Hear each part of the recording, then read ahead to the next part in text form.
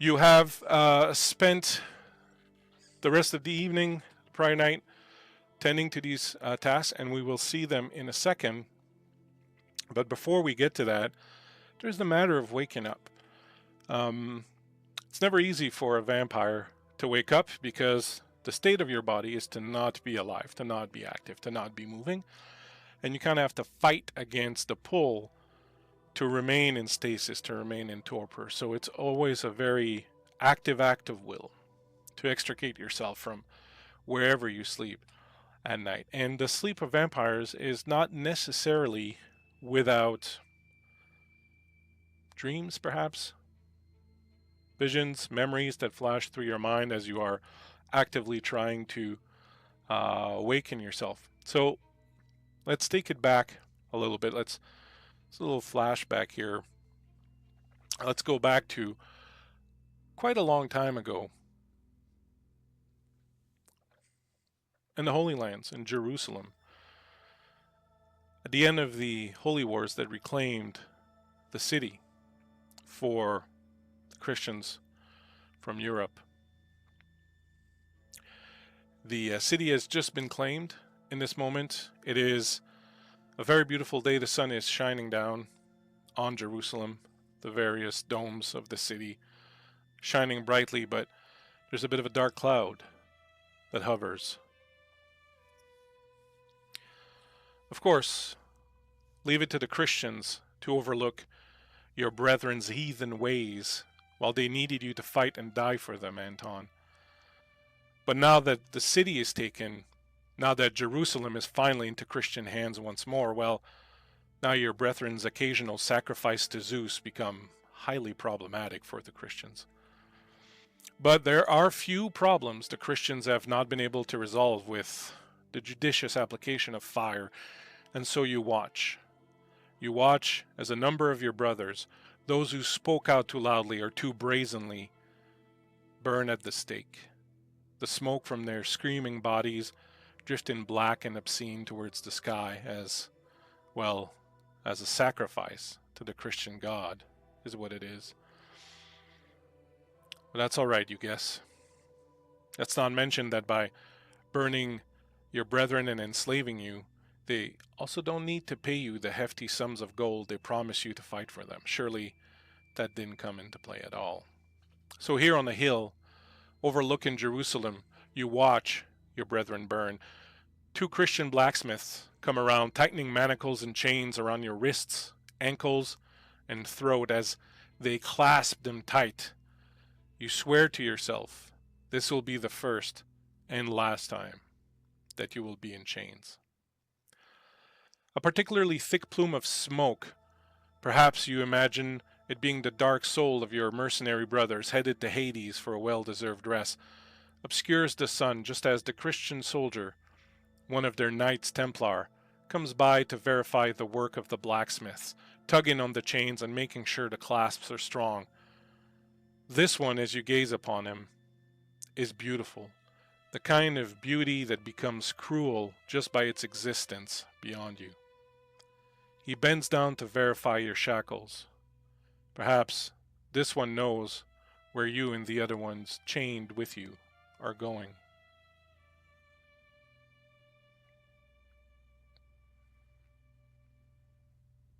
Don't worry, your other slaves did fine.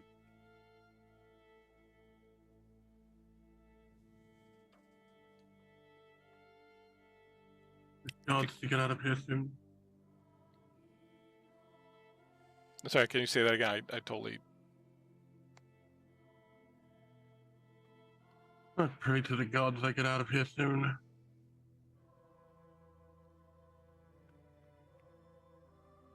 Agravain, you are satisfied with the chains, with the clasp. Perhaps this uncouth one who's talking right now thinks you don't understand the Greek language, but of course you do. You are, after all, highly educated. What do you do? Hold your tongue, heretic. Like to hold that for me? I would cut it out of you. Speak of gods, there is no gods. There is only one God, the true God. He will see you flaming in hell. I'll see you right there with me. You're more free than slave to your own god.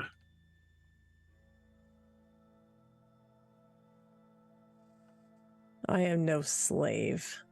And he gives a little tug on your shackles. Yours are just invisible. For now.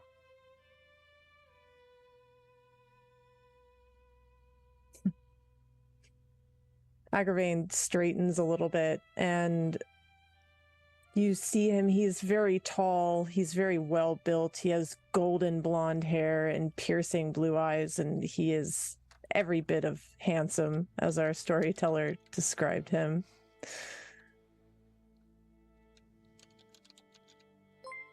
Say it again, slave. Mock me more. You have one god against a pantheon. Who do you think will win? I don't need to mock you anymore. Your religion does that for you. As Anton is saying this, Agravain is clearly growing in aggravation, and before he can finish his sentence, he unsheathes the sword at his belt, and he's gonna just crack him on the skull with the hilt of his sword. Shut up, slave. You know nothing.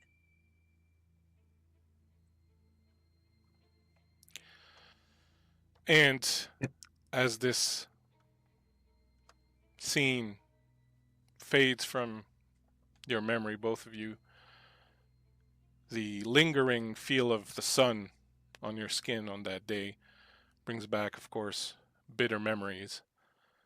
Both of you stir where you sleep and awaken. But before we see what happens with you later that night, we travel back, perhaps not as far, but some time back, to Italy. Florence, you take a step back and admire your handiwork. The sunlight filtering in from the open window lands perfectly on the canvas, making the bright gold and yellows and ochre colors you've just laid down shine as if lit from within. From the window also comes the sound of life, people milling about, the smell of spicy Italian cooking tickling your nose. Below you is the studio of one Master Alessio Ferrer, who has agreed to let you rent this upper floor as your home and studio in exchange for one painting a month, which he sells by passing it off as the work of one of his less talented, but male, apprentices. You hesitate, wanting to sign the painting with your own name for once. I see what you are thinking, Fleur, but you know you cannot. Not yet, says Bastiano. And the mix of tenderness and sadness in his voice mirrors the one in your heart and soul. With a sigh, you acknowledge his truth and you sign whatever male name strikes your fancy. Bastiano smiles as he admires your work, truly awed by your talent. Of all the people you have ever met who knew of your talent, Bastiano is the only one who ever truly respected you as an artist as much as your art. It's such wonderful work, Fleur. Tell me, why the light that makes it shine so seems to hesitate in doing the same with your eyes? What weighs on your mind? Fleur sort of looks at him. It is disheartening knowing my work is being praised, and yet no one will know that it is I who painted such lovely things.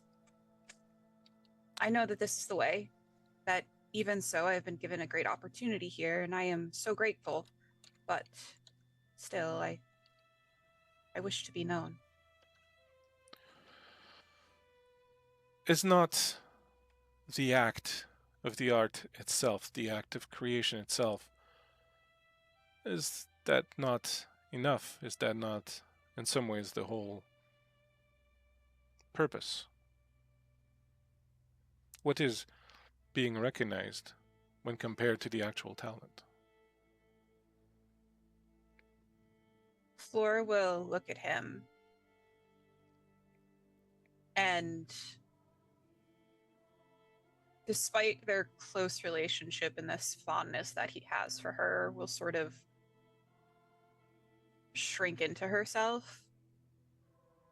Because how could she ever explain the desire to be known to a man? How would he ever know this desire when he's probably never felt it, never felt this burden that she feels? It's something incomprehensible to anyone who has never felt it before. And she will sort of nod a little bit more meekly. Yes, of course, you're absolutely right. My dear Fleur, I see I've made you sad. Please, come here for an instant, and he just sort of guides you until you can stand straight into the shaft of sunlight that is coming down. I hear flowers love the sun, and it is the sun that gives them such life. And you feel that sunlight washing over you, warming your skin, bringing the light into what darkness had started creeping in around your thoughts. He says, perhaps I can bring more light into your life. I have found someone. I not making any promises, but she is a well-known patron of the arts. She has money, she has influence, and she greatly appreciates your work. And perhaps I took a little bit of a gamble, but I told her who you were. And she has expressed interest in offering you her patronage. She? Yes. Her name is Aveline. She's from France. She is highly interested in offering you her patronage. She would like to meet you. Do you know when? As soon as you are ready to travel, she has asked me to make arrangements for you to go and meet her in France, near Lyon. I believe your family comes from there. Oh, yes. On my mother's side, that is. But this would be so wonderful. Understand, I make no promise. These nobles, sometimes, they can be very fickle. They love something greatly one day and despise it the next, but she seemed very earnest and very kind, and certainly seemed very interested in you as a person and as an artist. I should continue painting then, so I have work to show her when I get there. Absolutely. That's a good idea. I will go and get us something to eat while you continue your work. Please, I will wait for you to open the door before I enter again. Whenever you are finished, take your time. As he goes to walk away, Fleur is going to call out to him. Thank you, Bastiano. I really do appreciate all that you've done for me. Oh. To see the work that you do, to see the light and the life that is born from your fingertips is reward enough for me. I thank you, Fleur. And with that, he turns around and exits. You are left alone. Suddenly, the inspiration strikes. The muse is upon you, and you will paint late into the night in preparation for meeting this strange possible patron, Aveline. Finally, a few years after that, in a small rural abbey in the countryside in France,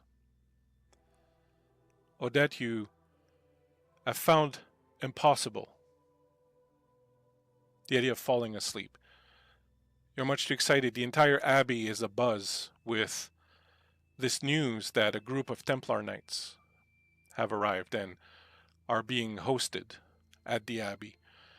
Of course, as a young nun in training, you are not permitted to interact with men, but you found yourself of late becoming increasingly curious about them, and you find it very difficult to resist the urge to slip out of your bed, walk down a moonlit corridor of the abbey, down a set of stone stairs that leads to the kitchen where the servants are preparing evening meals for these nights. You arrive, and in front of you is the door that leads to the dining hall.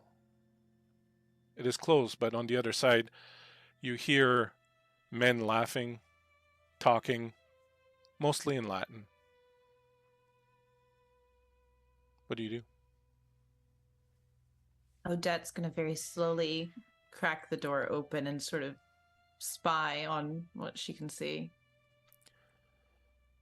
You see in the room a dozen or so Templar knights sitting at the various tables. There's a beautiful fire going in the fireplace, and the men are eating very simple meals, but seem to be enjoying them immensely. They seem to be taking a lot of pleasure in the simplicity of what they're being offered, simple bread and vegetable broth and the mead that they're drinking.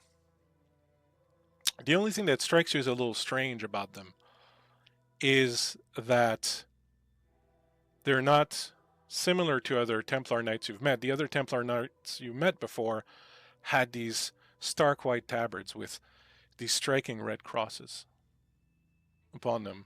These are dressed in black tabards with gray crosses, and it's difficult to tell in the gloom of the room and the distance where they are, but they seem to have skulls engraved on some of their pauldrons or some of their helms or some of their shields.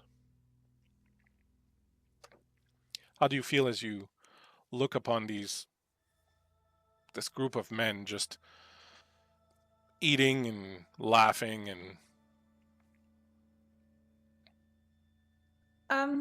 she's nervous. And maybe even a little bit scared, but her curiosity is one that can overcome both those feelings. And she slowly slips into the room and closes the door behind her as softly as she can to sort of keep herself as unnoticed as possible. She just simply is looming a little bit closer, quietly and without directly speaking to anybody. you notice very much their mouths as they're talking and laughing and eating, and how they just bring the food into them, and their voices are so powerful and strong and ring out clear. And you know these are soldiers of God, and you can almost detect a faint smell of blood on them. These are men who have killed for God, and as you contemplate this, you suddenly feel a shadow looming over you, and a gravely damaged voice says, "Shouldn't you be in bed, little one?" Nearly jumping out of her own skin, she will quickly turn around to face who is speaking to her. You see a Knight Templar, much like the others, in the same garb, but he has a different medallion clasp on his cloak. His face is strange. It is damaged, perhaps by fire, several scars. He is missing teeth. His skin is split in certain places, and there is a void, a sort of absence of life when he stands in front of you, and for a moment you almost imagine that you are looking at a corpse. But of course he is standing in front of you and talking, and now grinning, even though his grin is perhaps a little off-putting. He'll look down at you and say, "I hope you have done your prayers, as you should, before you slipped into bed tonight. Tell me, What were you praying?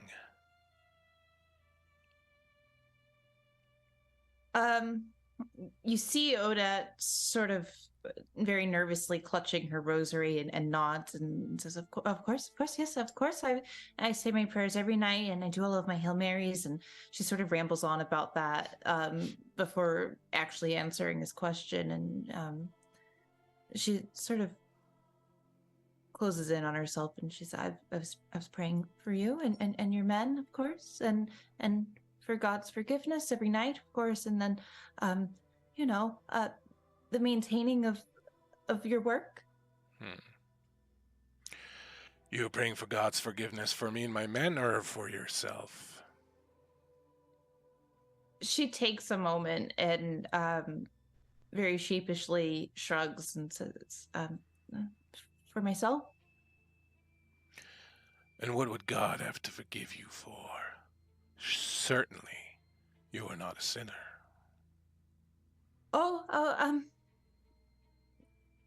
No, well, we're all sinners. I mean, Christ died for our sins, and so surely there's things that we do throughout our day that is sinful. Tell me then, you little sinful creature, what is your favorite verse of the Bible? Let's see if you've learned well. She stops and thinks a moment, her eyes sort of darting about before she finally looks him dead in the eye, and she says, Matthew 10:16.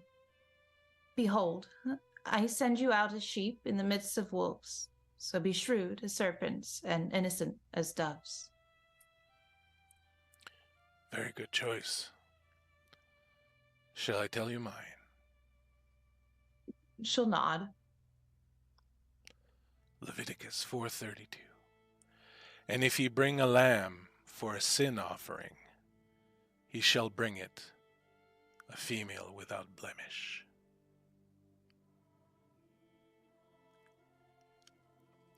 As he says that, you hear, Odette, Odette, and the head nun. You see her coming straight for you. She's not looking at the knight. She's not looking at any of them. She comes towards you and grabs you by the arm. You're not supposed to be here. What are you doing? Come on, you bad child. And she starts pulling you away. Odette maintains eye contact with this knight as she's dragged away, and she's almost fascinated by him and his words. And as she's dragged away, she smiles at him, and it is a sickly sweet smile. He watches you go for one moment and then turns away. As he turns away, you see that the knights in the room have all turned to stare at you. And you see one that you couldn't see before because his back was turned to you. But this one knight turns towards you. And his beauty is beyond anything you've seen up to this point in your life. He is wearing this dark tabard and these skulls and these weapons of war, but there is this utter grace and this beauty that is the kind that can only be created by God. And he watches you go. And as the head nun is pulling you away, she's like, I can't believe this. How dare you go up to Master de Leon like that and speak to him? You know you're not supposed to talk to the men. She hauls you down the hall into the chapel. She throws you on the ground in front of the effigy of Christ behind the altar. She goes into a little side room. She comes back a few moments later, and you see that she's got these thorny reeds, these little branches, and she puts them on the ground. And then she hauls you over, and she lifts your night shift up, and she makes you kneel right on top of them. And as you kneel on top of these things, you feel the thorns digging into your flesh. You feel the strips of wood just bury themselves into your flesh. And for the next hour, she makes you recite prayers over and over and over again. You eventually pass out, and when you wake up, you're in the infirmary bed. There's another nun there that is pulling thorns out of your knees. Do these hurt? She says.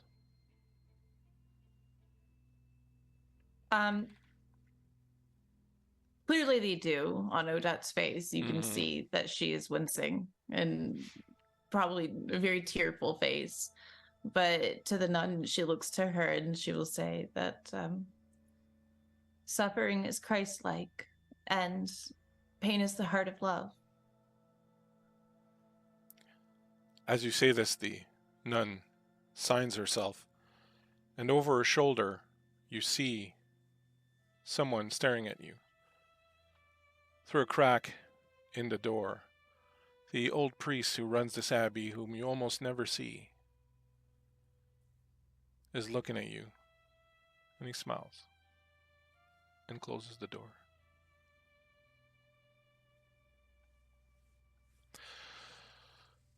"1381 now, France. The four of you wake up in your beds, in your coffins, in your tombs, wherever it is that you sleep. You rouse yourself out of the slumber. You feel the blood that is animating you burn away as you make the effort necessary to rise up. You know that you are expected tonight to receive the priests from the town. You know, Odette and Fleur, that you will be expected to be presented to them as Aveline's daughters. You will be expected to eat with them, so you will be needing to expend some of that potency in your blood to give yourself an appearance of life, to force your skin to be warm and red, and to force yourself to be able to endure the food, at least for some time. I'd be interested to know, as you wake up, all of you, how do you go about feeding? You know you'll need to have your strength for what's to come tonight. So perhaps we go around here a little bit, and you can tell us how your character goes about refreshing themselves, perhaps, in this instance. And we'll start with Agravain. How does Agravain feed?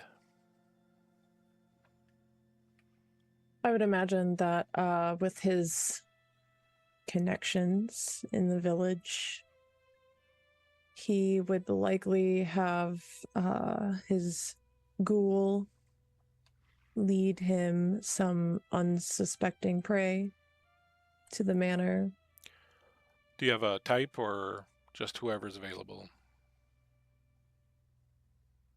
He knows that his master prefers things of beauty, but if no such thing can be found, then he will take what he can get. Your ghoul comes to meet you tonight and brings you various bits and pieces of news. He says that the village is very concerned about the priests coming to see you. He tells you that to placate the more outspoken of the villagers, the other priest has decided to bring along a number of other priests and nuns also to this meeting. So there will be a number of people here tonight. He's also brought you someone you've perhaps dined on before. A young man of not perhaps the same level of quality in the beauty department that you normally prefer, but certainly passable. The young man is very nervous and somewhat afraid. Your ghoul tells you that he's told him that you pay well for information and that you reward those who help you, and that this young boy here, well, not a boy, but this young man named Albert is very interested in perhaps helping you out. So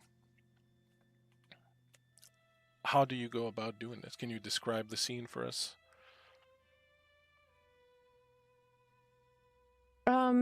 I imagine that Agravain would relish in this moment.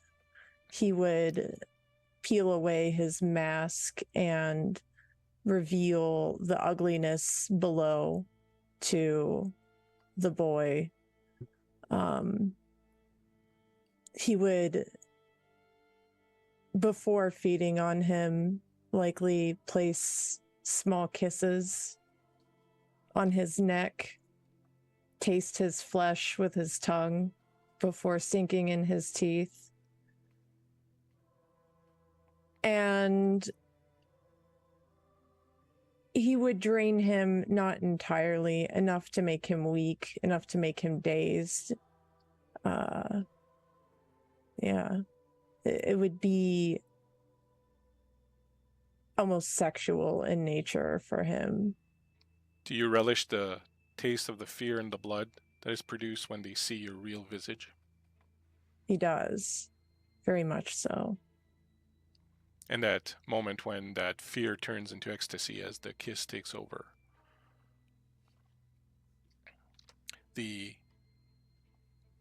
Your ghoul will, once you're done, will take the young man with him and will say, "Was he satisfactory, my lord?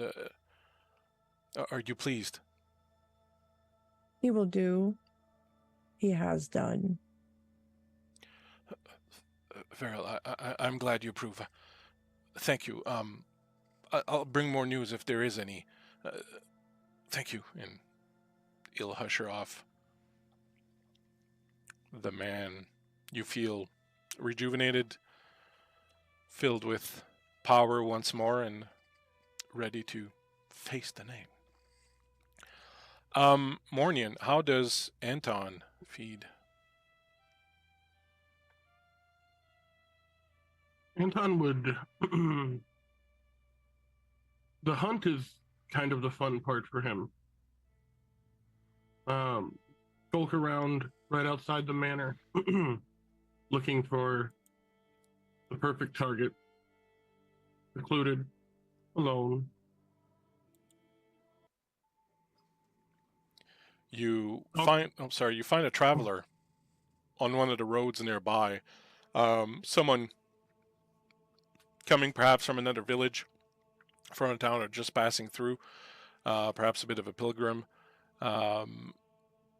He seems undisturbed with the fact that he's walking by night. He's got a walking stick and a bag on his shoulder, and he's saying something under his breath. You assume it's a prayer, but it doesn't really matter much to you. How do you go about this? Skulking around vegetation, bushes, stalking him for a bit.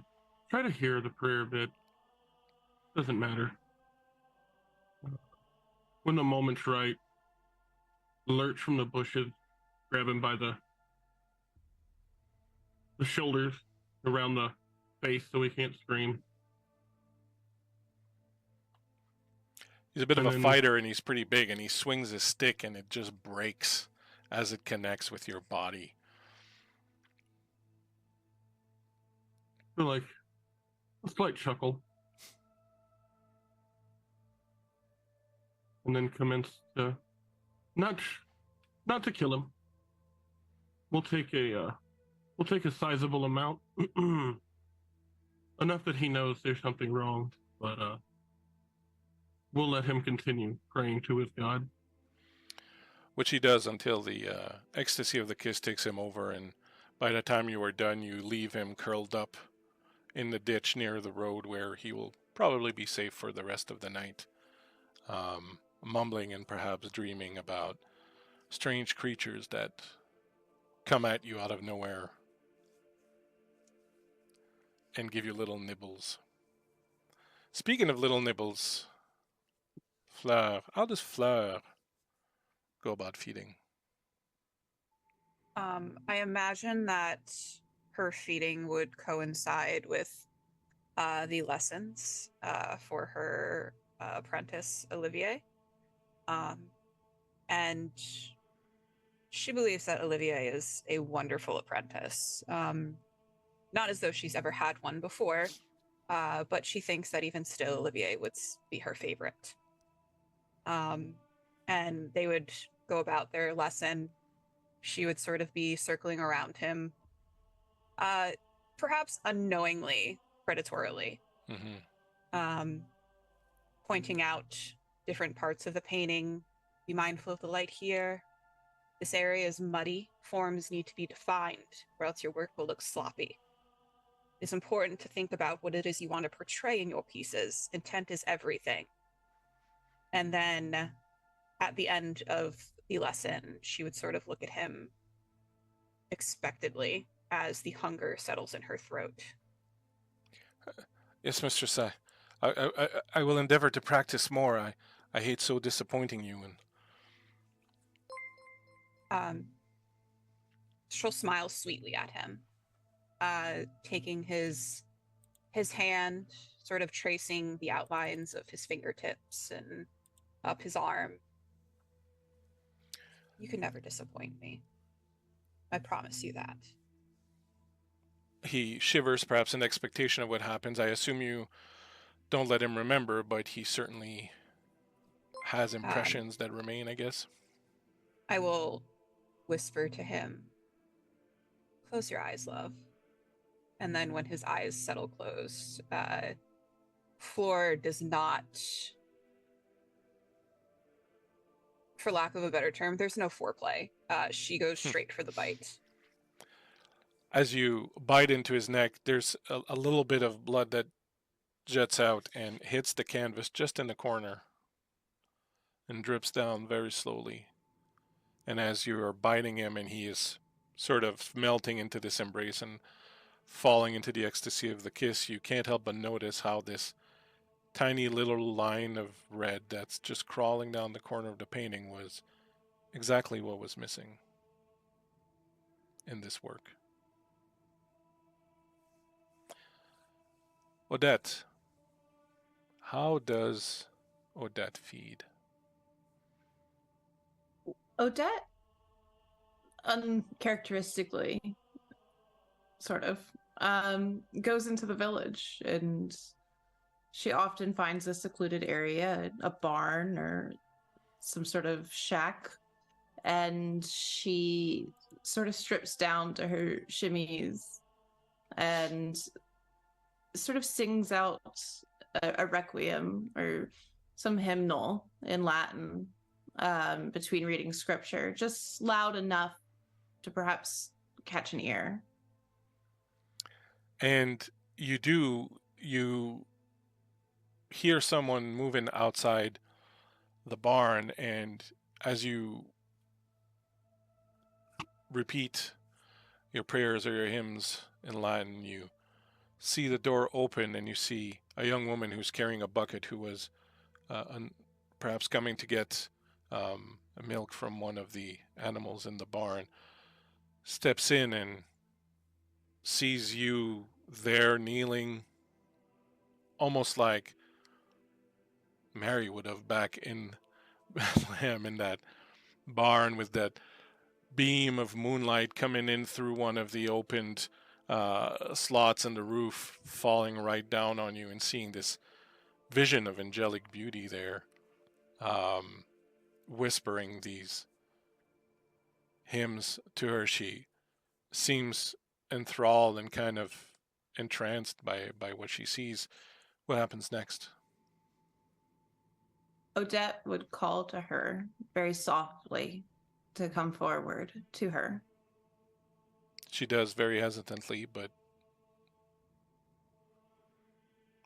once she's sort of in Odette's reach, Odette's soft about it. She is very tender and flirtatious and sort of whispering in her ear. Some things that are more salacious than others, and some things that are just scripture. And she'll kiss the woman on the lips before then going in for the bite.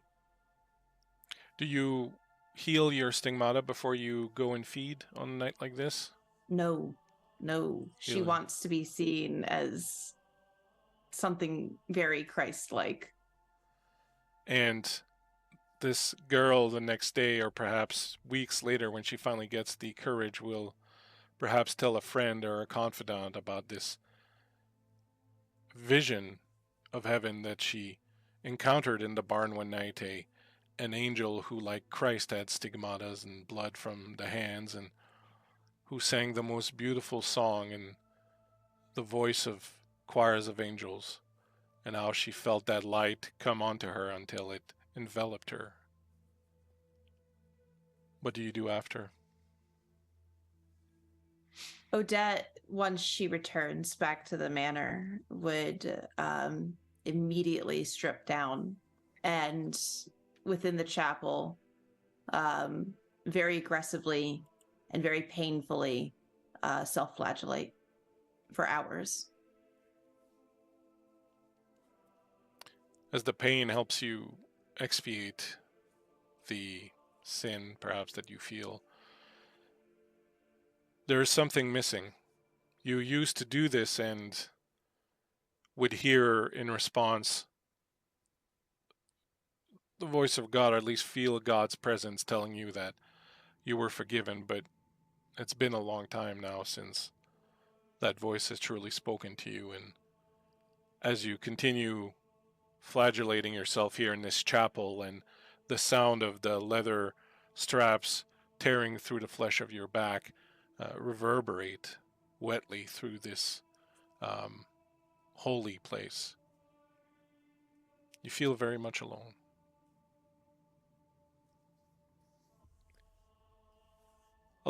Sorry, go ahead. I think with this feeling, she would probably carry on probably longer than she ought to. Almost like she's waiting to hear God's voice. At some point, you hear a voice from behind you. You're not too sure, is it God's voice, is it not God's voice, but eventually you realize that it's the voice of Fleur, who has come to get you because it's time to get ready for the evening. Fleur, I've called out for Odette, but didn't get any answers, and you know how she gets after she goes out feeding, and you walk into the chapel and find her in this position. Fleur would walk up to slowly, trying not to startle her, and she would walk up to Odette and just very, very carefully place her hand on top of Odette's as she goes to strike herself again.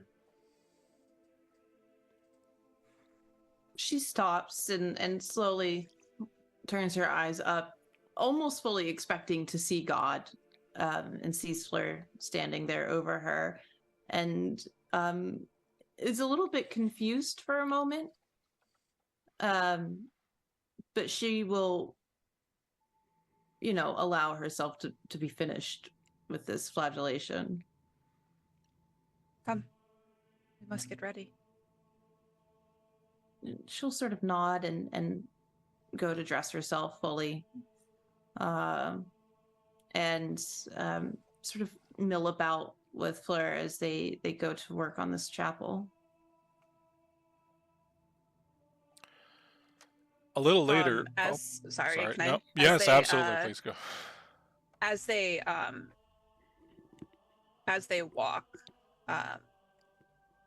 Fleur will sort of caress Odette's back, almost in like a soothing manner,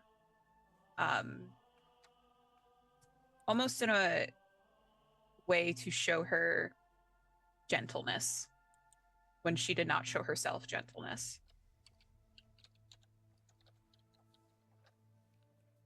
That's it. How does Odette feel about this? How does she react? I think at the initial touch she would flinch, but she'll slowly kind of calm and mutter something to Fleur about about Christ's love and repentance, but it's muddled. Things like that, I think, from Odette become muddled and not always easy to understand what she's saying, because she says them quickly and under her breath, but she means it with love, and you can tell that. Fleur would nod along with her, even if she doesn't quite understand Odette all the time. She would still show that support to her to make sure that they don't feel alone while in each other's presence. And as you continue and finish preparing the church, you will eventually find yourselves called by Aveline. Aveline will instruct the lot of you when she has the four of you assembled. She will tell you that you, of course, Odette and Fleur, are expected to attend the dinner as her daughters, and she will look at Anton and Agravain and say, you two have your orders. You will find yourselves a little later outside in the courtyard, Odette and Fleur, with Aveline and some of the servants. Anton and Agravain watching from the shadows somewhere. You will see a beautiful wagon ornamented with several religious artifacts upon it and crosses and such pull into the courtyard, and you realize there's 6 people aboard. The 4 of you, as you see this, feel a little strange inviting people of God like this into your home when you know exactly what it is that you do. Fleur, as you watch this moment happen and you look at Aveline, you see a look on her face that you haven't seen in a while. It's a look of anticipation, a look of gleefulness almost, a look of joy. There's something she's very much looking forward to. It brings back a slight memory for you.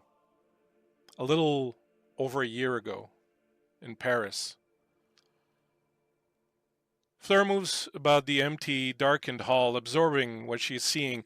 The frescoes that adorn the vaulted ceilings and the walls of this mansion are breathtaking, works of true artistic genius. The colors and compositions are, in her not inconsiderable experience, some of the very best in existence. The characters almost seem to come to life, the colors and shading combining to form a living, breathing tapestry. He's good, is he not? Asks Aveline, coming upon Fleur in total silence as usual. I've never seen his equal, whispers Fleur. Aveline points up to the top of a nearby scaffold. There, Fleur sees him, dressed in the simplest of garbs, head shaved, 2 paint brushes in his mouth, another in his hand. He lies on his back and finishes a detail on the roof. On the ceiling, rather. The room is dark, lit only by a few candles. But just as with the art, the beauty of the painter is in plain evidence. A delicate face that makes his identification as either man or woman near impossible. A sureness and economy of motion in his work that makes him more attractive than any other physical attribute might. This artist is, it seems, equal to his art. Who is he? Fleur asks, unable to tear her eyes away. His name is Geoffroy Montelier, Aveline says. Then with a thin but cruel smile, one that cuts Fleur's soul like only grief can, Aveline adds, and he's coming with us. You recall this moment a little over a year ago when Aveline's new child was chosen, and now the two of you brought him back in a carriage that was very similar to the one you see now pulling into the yard of the courtyard of the manor. You watch as 4 priests come out three of them are just brothers. One is the actual priest of the village at Dalbert, and 2 nuns. The nuns and the other priests stay behind, but your eyes are all riveted on Brother Umberto, his appearance as it was at last Christmas Mass is striking. His beauty is beyond compare. You can literally feel the power of God just sort of rolling off of him, emanating off of him. He's introduced to each of you in turn. He takes your hand, Fleur, as you're introduced, and gives you a very chaste kiss just on the top of the knuckle, but doesn't seem too taken, too affected. You, however, being in his presence now, and as a Toreador, you have a little bit of a problem as a Toreador when witnessing things of incredible aesthetic beauty. You find yourself slowly becoming entranced, and I'm not going to make you roll anything. You don't lose control of your character or anything, but you absolutely just see him as this work of art. This it literally just draws you know, staring mouth open kind of situation. You are gone. Like, this is the weakness of your clan. You are just sort of taken by that. As you watch him, Odette, he comes to you then and is introduced to you, and he says, "Pleasure to meet you, madam." When he speaks, you are again discombobulated, because as it was at the Christmas Mass when he gave the homily, his voice is that which used to fill your life. His voice is that one that was filled with light, love, and grace, and that spoke to you and that comforted you and brought you closer to God. It fills you again with this love, this renewed fervor for the Lord. It's proof that God exists. You are taken, not quite like Fleur, but still very much entranced by this priest.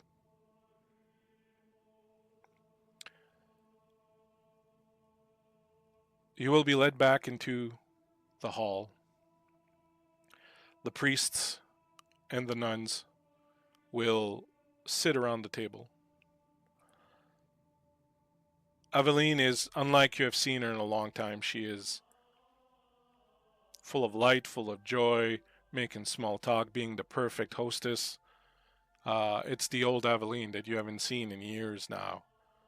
Just very pleasant, very kind. She gives a number of effusive praise towards the two of you. Anton and Agravain, you watch from the shadows hidden away as these beautiful people all sit around the table talking and drinking wine. I'd like to ask you now, some of you have taken Eveline's offer to go and see her earlier that night and make your case for being the one to embrace Frater Umberto. Can you tell me what it is that you said to Aveline to try and convince her that it should be you?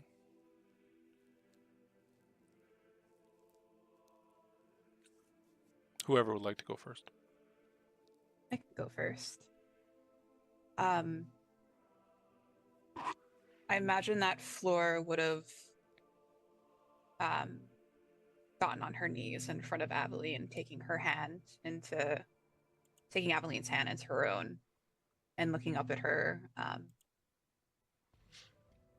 Mistress, I plead with you to allow me to embrace Umberto. As your child, embracing him would strengthen our clan, our bloodline. Allowing anyone else to do so would sully the gift that has presented itself to us. He is a beauty that needs to be preserved. And she would sort of fidget with Aveline's hands, but maintaining eye contact. Perhaps showing her resolve and conviction for the first time in a good long while at the Abbey. I know that I have not always pleased you, as a good child should, but let me do this for you and for myself. I can feel it. He will be the catalyst, the muse I've been waiting for. I am sorry to have disappointed you thus far, but please allow me the chance to prove my worth to you and to make you proud.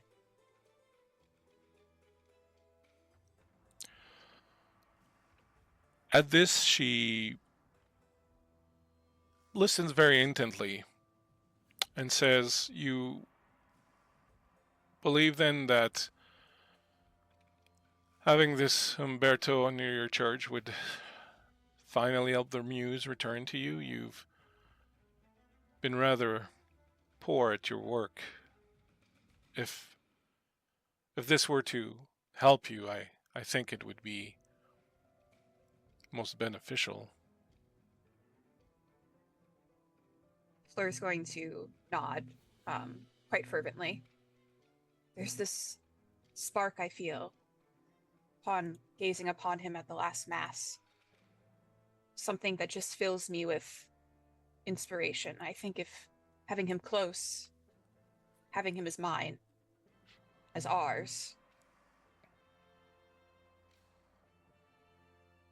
I think it's exactly what I need.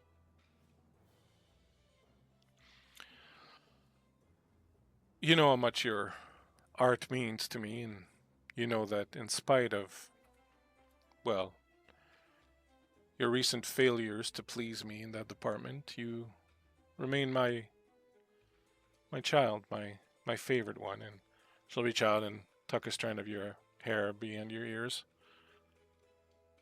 I believe it would be good to keep this priest under the control of our bloodline, so I will definitely take this under consideration. Fleur will place a gentle kiss to Aveline's hand. Your consideration is all I ask for, mistress. Thank you.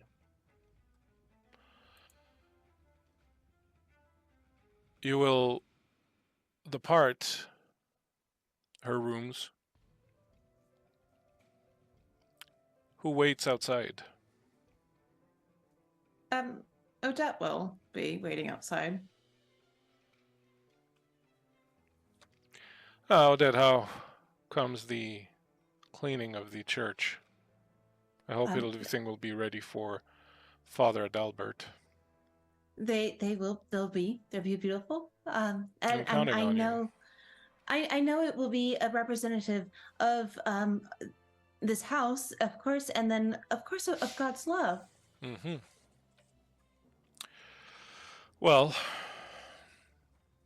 if that is what you feel, I certainly am not doing it for any sort of attention from any sort of god. I would think that by now you would have grown out of this strange little fancy of yours and realized that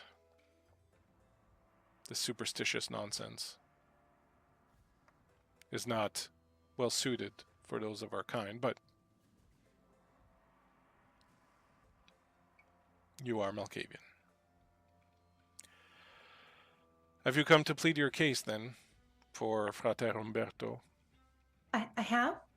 I don't think Odette is with it enough to understand that insult. I want that very clear. I don't think she understands that Aveline was being rude. No, that's totally fine. Just flies up there. Oh yeah. Okay. And Odette sort of, she humbles herself, and not that she is, prideful in any sense, but she sort of understands that Aveline doesn't really believe in God and the things that Odette does, but she sort of lowers herself to Aveline's level and comes close to her, and with her hands sort of curled around her rosary, she'll say, "Now, with Brother Umberto, I do believe it would be beneficial if I were to embrace him. Mm-hmm. He and I have a connection." Oh, you do? Yes. And what is this connection? His voice. is the voice of God. The same voice that I've heard before when I had my visions of Christ and of the Mother Mary. I thought there was something about him. When we were at the Christmas Mass, I did see your reaction when he spoke. I felt it too. Is this what you used to feel then? It is. Yes. It is Yes. very beautiful. It is. It is. And I believe there could be further benefit with the peasants. Well, that is the hope. But tell me, Odette, are you not afraid that by seeking to preserve this very thing that you love so much about him, that you would perhaps in fact snuff it out? You are, after all, a fiendish creature. You are unnatural, as are the rest of us. You are perhaps yourself a god amongst these mortals, but certainly not a god in the sense that they would understand. A god that loves them and cherishes them and cares for them. You are a god that feeds on them. Are you not afraid that this would taint him somehow? No, not with that voice. His voice is pure, and I know that if we were to share a connection further, and if I were to embrace him, that I would have the voice return to me, and together we could quell the ongoing uprisings. You make a fine point. You are always the, well, most pious and innocent of us all. Perhaps you do in fact share a connection with him that none of us could ever have. It may indeed be beneficial. I will take it into consideration. Thank you, mistress. And Odette will bow out and leave. Who next would visit with Aveline? Agravain would step into the room. In fact, Agravain was probably there all along in the shadows. Saying that, I'd imagine he'd step from the shadows. And as he steps from the shadows, he would laugh cruelly upon Odette's exit. Would you give such a thing to children, Aveline? Oh, and I would be better off giving it to you, who wishes only to despoil him. Of course I want to. But think of the benefit he would be as my ghoul. Think of the things I've already garnered from the town itself. All that knowledge just waiting to be soaked up. Is knowledge that you wish to plunder Agravain, or something else of his? You see through me, Aveline. But I can behave myself for some time. After I give you what you want from him, then perhaps I can take what I want from him.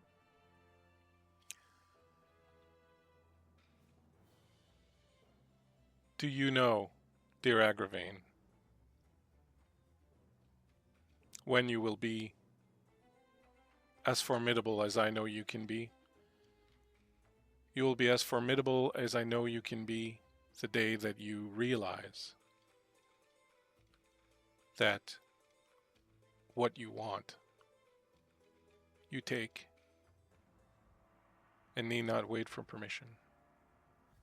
You hang around in the shadows, lurking, skulking about, amassing tidbits of information like a spider in the midst of a web amasses tiny little flies that it sucks dry whenever it gets a little bit hungry, but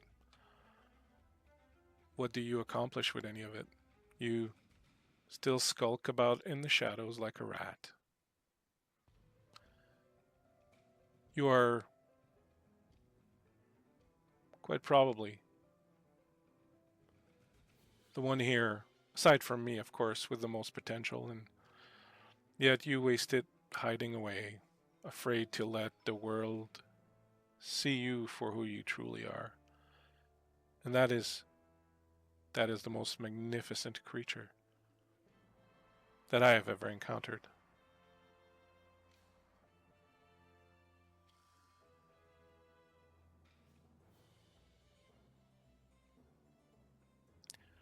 I could Give him to me, Aveline.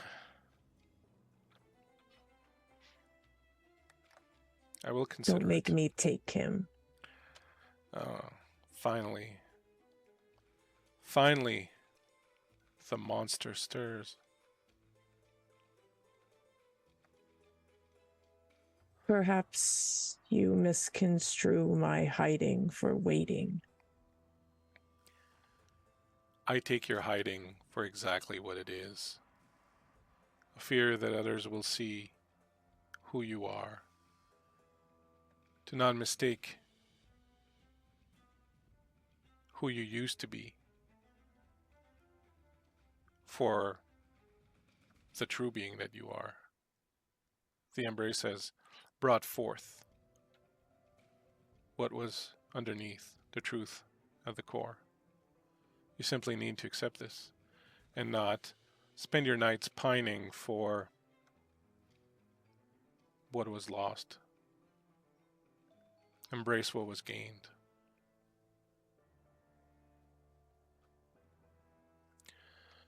You may leave me now. I will consider it. Agravain slips back into the shadows. Actually leave, I mean it this time.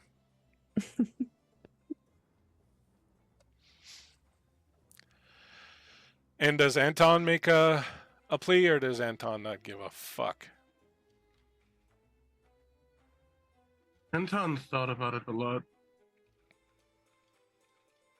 He's frustrated with himself at the moment for the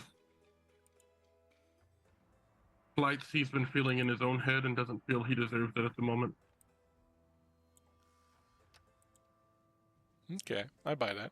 I buy that for $1.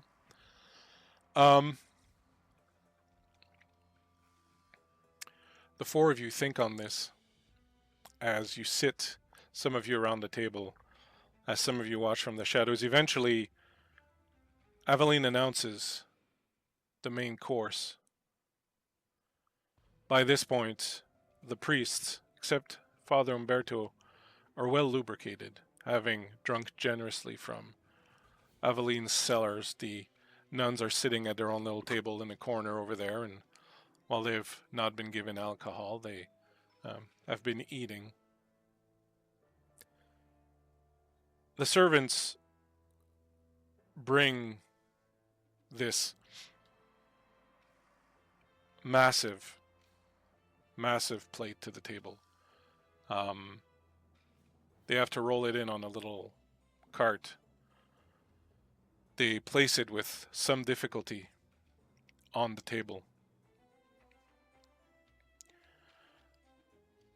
Aveline says, before we eat, I would like to raise a toast to Father Adalbert, of course, the wonderful leader of our parish and the shepherd of all our souls. We perhaps don't make it down into the church as often as we would like to, but you know that you can always count on us, that we are good Christian folk here, and she'll nod to Odette, who beams with angelic presence. And, of course, the church has an ally in our home. Frater Umberto, I am certain you've noticed the effect that you've had on our people, not just here, but in the village, and I do look forward to the day when you lead this flock. I believe that you have a gift. There's something in you that certainly has stirred some of us here, and she looks at her two daughters. But I believe you can do the same for the village. I am humbled that you've accepted my invitation tonight for dinner, and without further ado, I believe we should feast. And she motions, and the servants pull up the cover of this thing, and what you see when they pull up the cover is the dead body of a man, burnt, his entire flesh wrinkled and cracked and mottled by fire, lying there stark naked on his back amongst a pile of vegetables and other meats and cheeses that are just sort of overflowing from this plate that's in the middle of the table. The priests react immediately with horror. Father Umberto stares at this, almost sort of transfixed. The lot of you smell this, the smell of decomposing flesh, of rotting flesh, in your nose. Aveline starts to laugh. She just laughs completely manically. The Father Adalbert gets up and says, "What is the meaning of this?" They're all signing themselves and intoning prayers in Latin. I would like to know, what do you do in this particular moment as Aveline is simply laughing her head off and the priests and the nuns are starting to panic and Umberto is sort of just transfixed staring at this particular feast that has been laid before them. What is Odette? What is her reaction? Odette's moving towards the two priests, and she's signing and is trying to maybe move them towards her and have them exit the room, almost as to say, "It's okay, Odette's here. I'll protect you with God." They kind of react to you with a mixture of fear and, like, you do kind of have that presence and so on, and you're sort of very innocent looking and all that, so they're not too sure, but at the same time, like, they're clutching their rosaries, and one of them's got his cross up, and they're just like sort of not too sure sort of how to take you. What is Fleur doing in this particular instance? I think Fleur would try to calm Father Delbert, maybe. Maybe try to use one of her powers on him. Try to maybe use awe on him. Okay. To get everyone to settle down.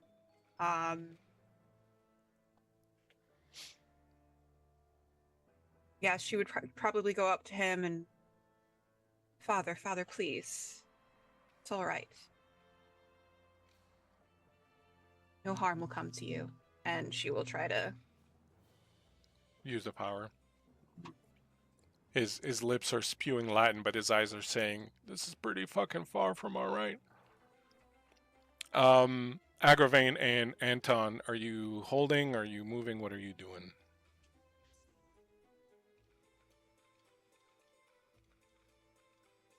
I feel like at this point, with Aveline laughing, Anton would take the time to, not excruciatingly quickly, but with purpose, walk to put himself in front of the door as a measure of, if anyone's coming this way, you have to deal with him.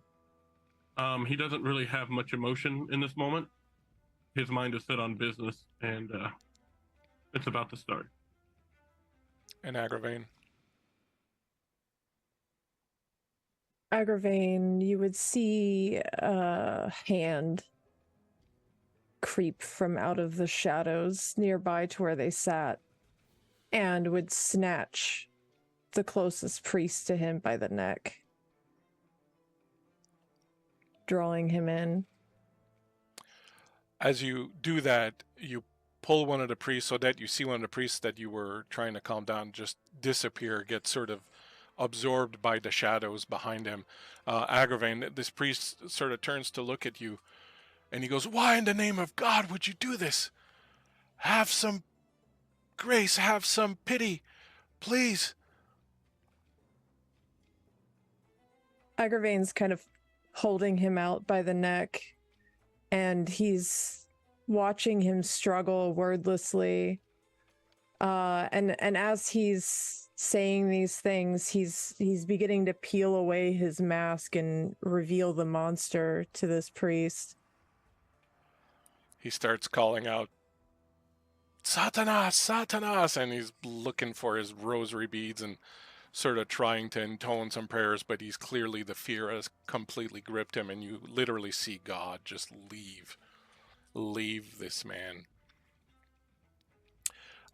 Odette, one of the priests, has disappeared. The other one sees this and starts to panic, and now you can tell that he's really kind of on edge. Fleur, you stand up and talk to Adalbert, who, entranced by you as you let the power of your blood sort of wash over him, he becomes almost kind of like a snake, charmed, like he's just sort of standing there vacillating and looking at you.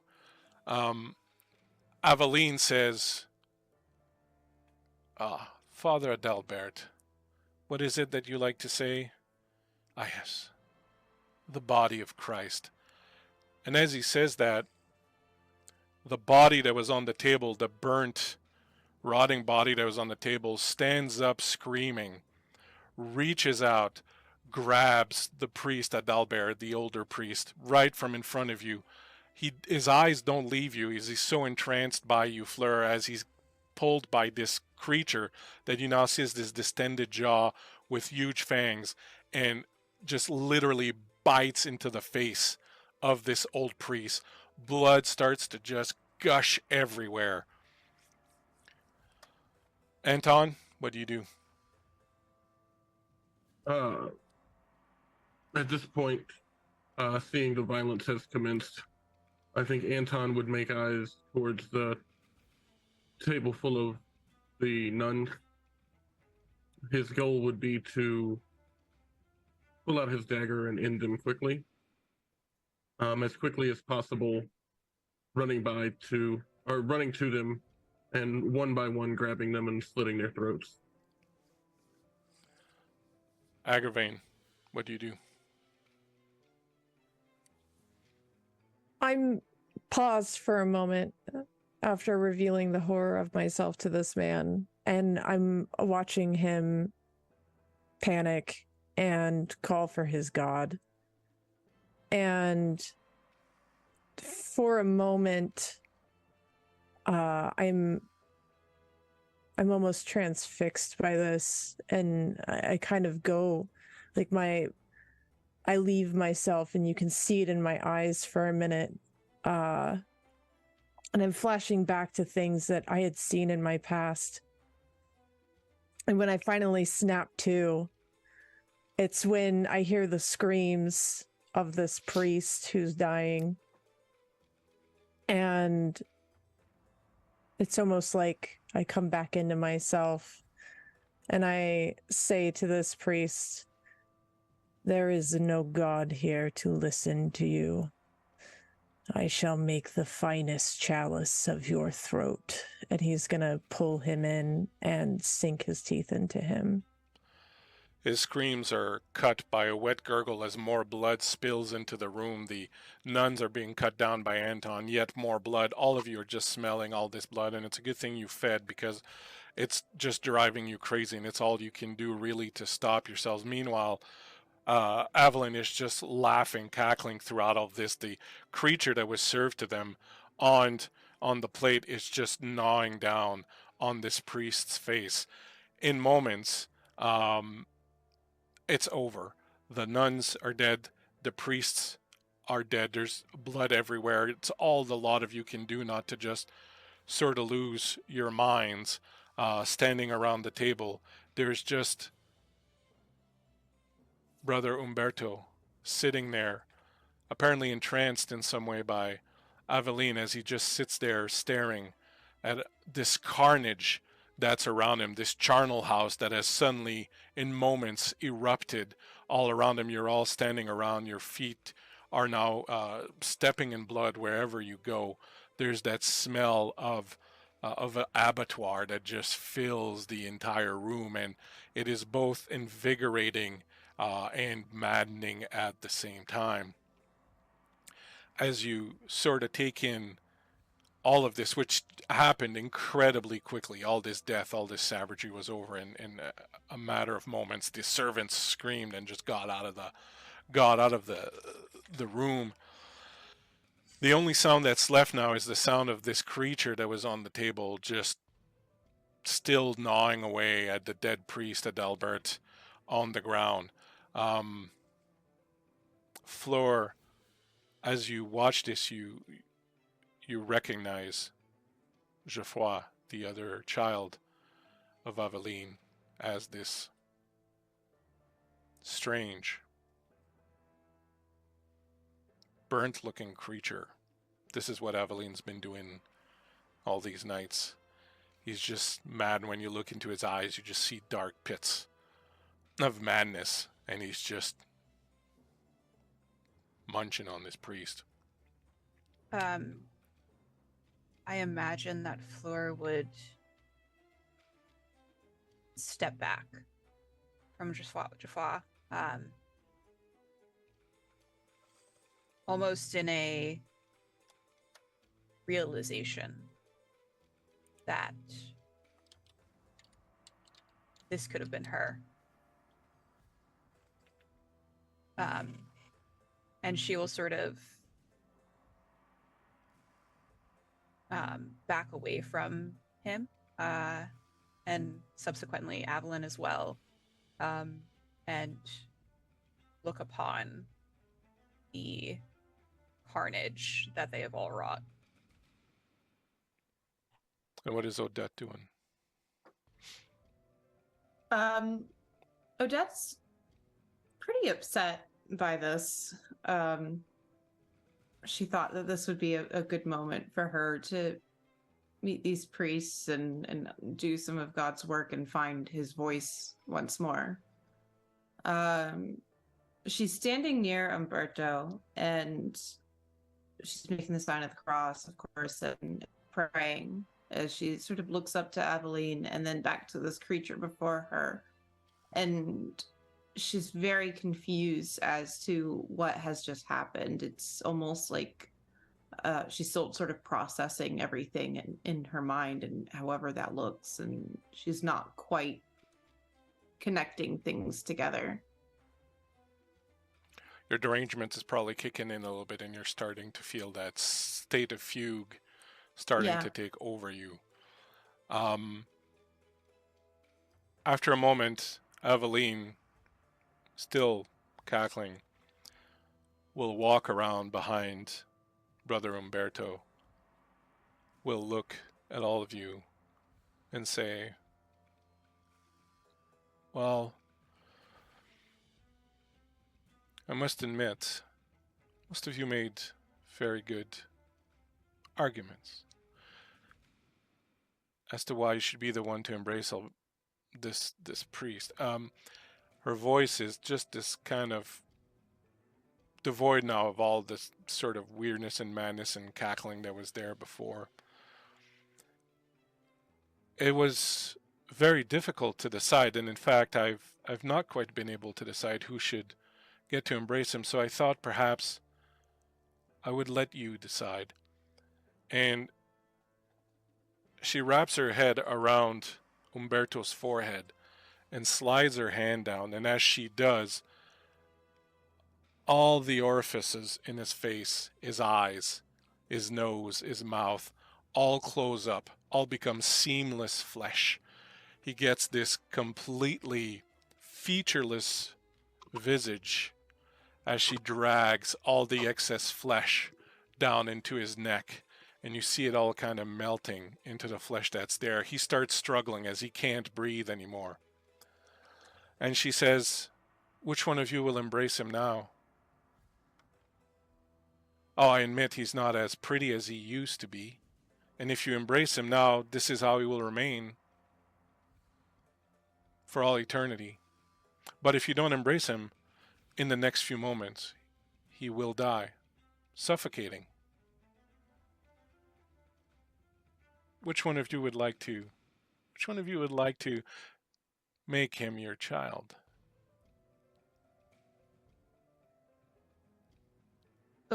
Odette's going to look at Fleur and very pointedly will say, while he might not have Christ's voice, I will have his connection. Do you wish to have him then, Odette? I do. You're crazy enough to want this, I know that. Well, come and take him. He's right there. She's going to look at Fleur for just like a beat.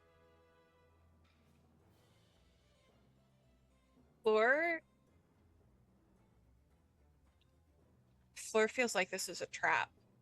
Fleur feels like this is a trick. And you see her eyes just like almost shake, like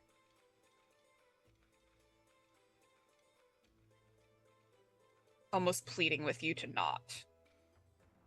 She feels something deep in her core that something bad will happen. In this sort of like dissociative, almost getting into that fugue state, would Odette have the capacity to see that from Fleur? I'm going to say I think so, because I think you are very attuned to Fleur. I mean, ultimately, it's up to you to decide. But I think if you want her to notice, I think she would. But I will let you decide where you want to go with that.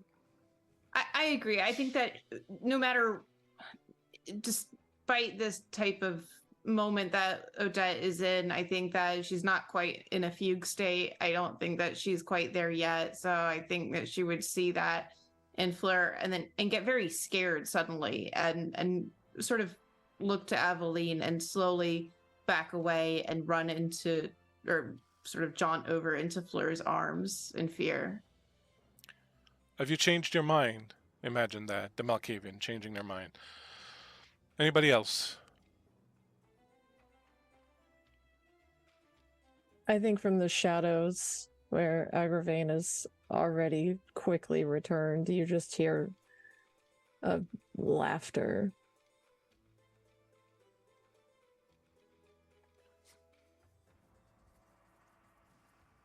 You've always all been such utter disappointments. You think I fear the peasants? You think I need to placate those blood bags? They are cattle. That is all they are. And any of you think any different will not last long in the night. She presses her hand to Umberto's chest, and you feel the bones crack, and you see him shake, and you understand that she's pressing the bones and forming them into a spike that goes right through his heart, and you see his chest kind of concave in. And eventually he stops moving and slumps down into the chair, this faceless, featureless man that was once so remarkable. Aveline goes over, pats Geoffroy's head, says, "My good boy, you did very good." She looks up at Anton. "You did good too. Now get rid of these bodies correctly." At once. She grabs Geoffroy, lifts him up gently, very gently. He's still gnawing on a piece of the priest. She's like, "You don't need this anymore," and she takes it away from him and she drops it on the priest. "Come, my good boy. Yes, you're the best one of the lot." And she guides him away. The doors open and she walks away out of the hall. The four of you are left standing there amidst this carnage, this blood, this savagery. What will each of you do? I think watching this, Agravain comes out of the shadows. He knows he has to help Anton take bodies to burn, but as he does this, he passes very closely to Fleur, and he leans into her. "Are you not Mother's favorite anymore?" Fleur will lock eyes with Agravain. I never was. Pity.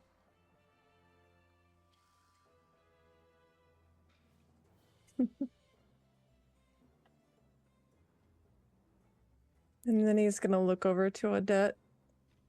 What is Odette doing right now, Bones? He's kind of like curled into Fleur, and just sort of holding on to her.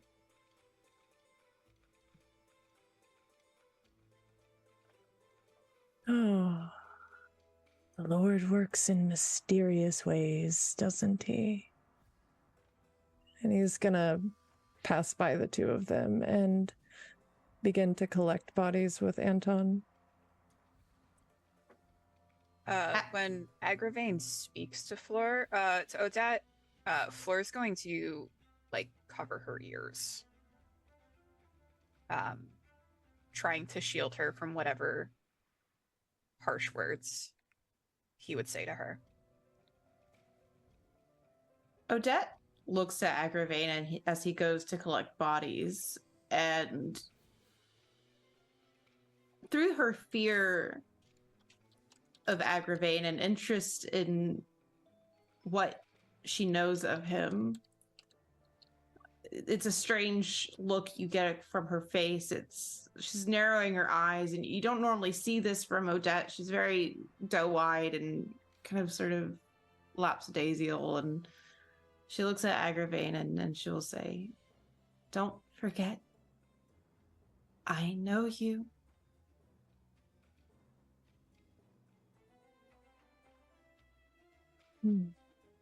I know you.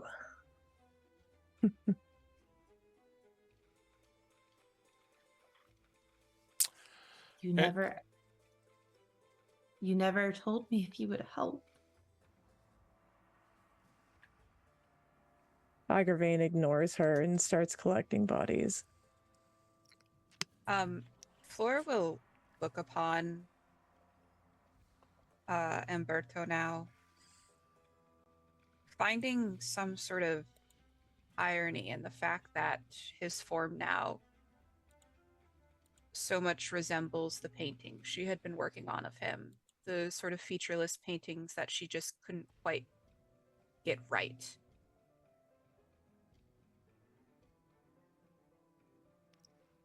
They do indeed. They do indeed resemble.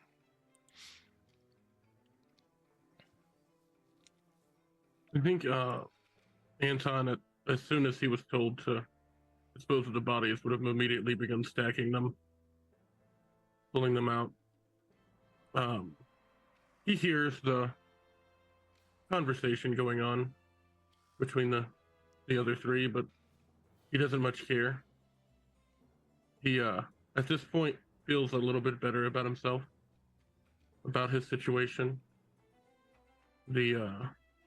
Even a pittance of adulation paid was enough to make him not question what he needs to do now. And he just begins working, stacking bodies, and trying to figure out the best way to get rid of them.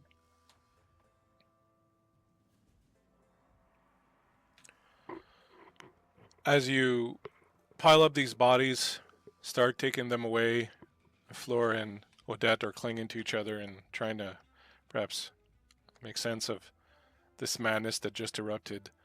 Odette will hear very softly from the shadows nearby, "Odette, it is time for us to speak."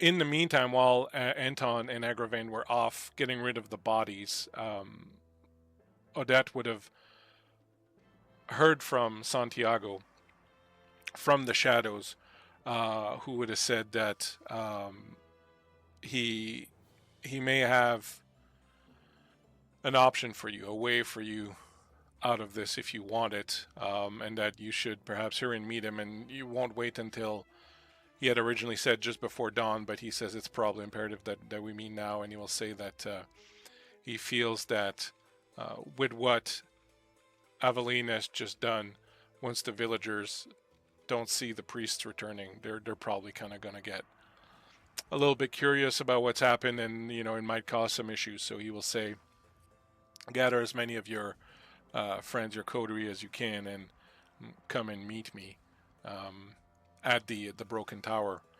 And so, just in the interest of time here a little bit, I will say that you will go around and talk to everyone. I'll give you each an opportunity to sort of tell us how you do it, but you will find yourselves at the Broken Tower maybe an hour later or so, waiting on Santiago to arrive.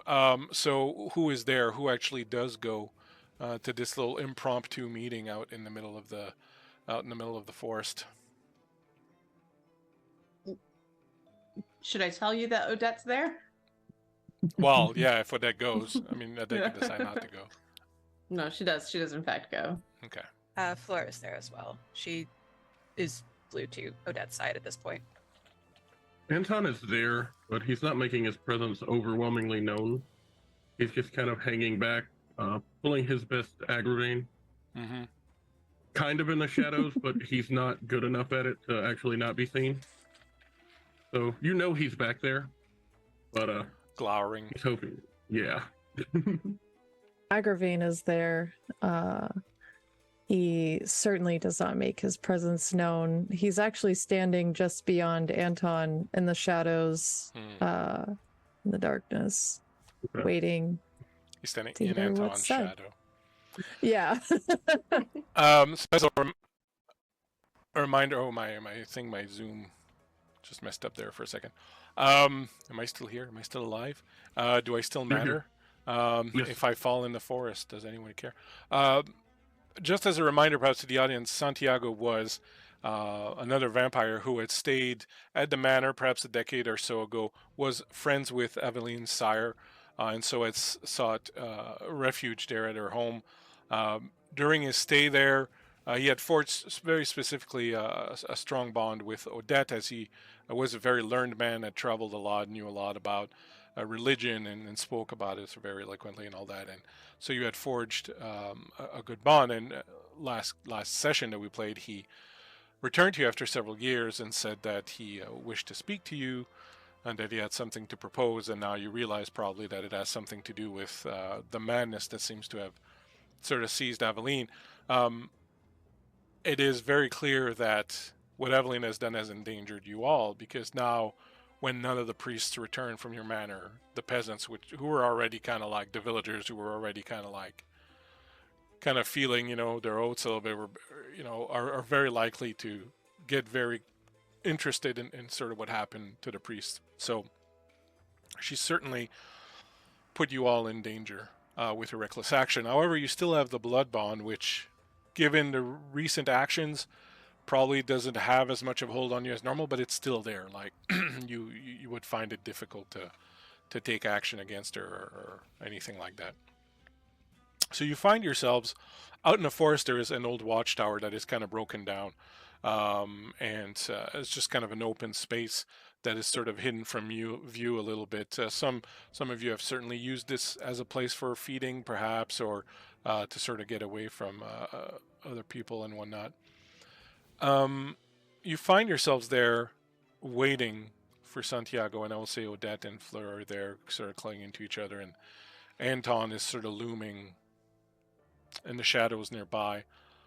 Do you wish to do anything while you wait or before you wait? Not before Odette, you wait, but before he shows up. Odette is I would imagine Anton is visible to Odette and Fleur. Yes. Odette is sort of like looking back at him and is a little bit surprised and wary of his presence. And she will look to Fleur and whisper to her very quietly, Do you think that Anton is going to tell Aveline that we are here?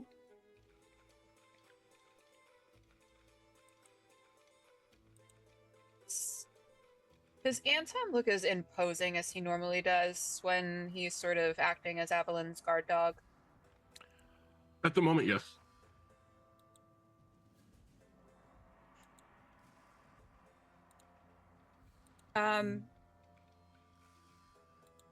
Flora is going to look at Odette. Well, he is here too, is he not? Yes, but I don't know if his purpose is the same as ours, and I get nervous that perhaps after what happened with the priest, and you see Odette sort of ramble along, and she's sort of getting a little bit more upset as she speaks. Fleur is going to grab Odette's hands, at least with one hand, and then she's going to grab your chin with the other and force you to focus.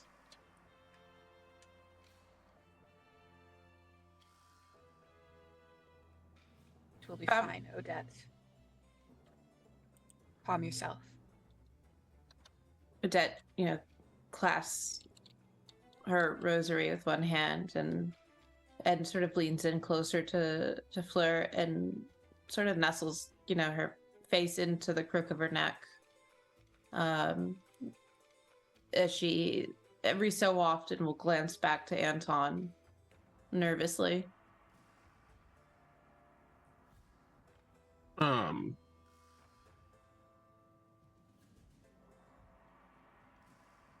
Excuse me. Anton, every time you kind of glance back, Anton will lock eyes with you. He knows that you're kind of looking back at him. He doesn't make any movement towards you, but you do get that death stare every time you kind of lock eyes with him for a few moments. He seems maybe even a little more imposing than normal, emboldened by his recent compliment. I don't like that.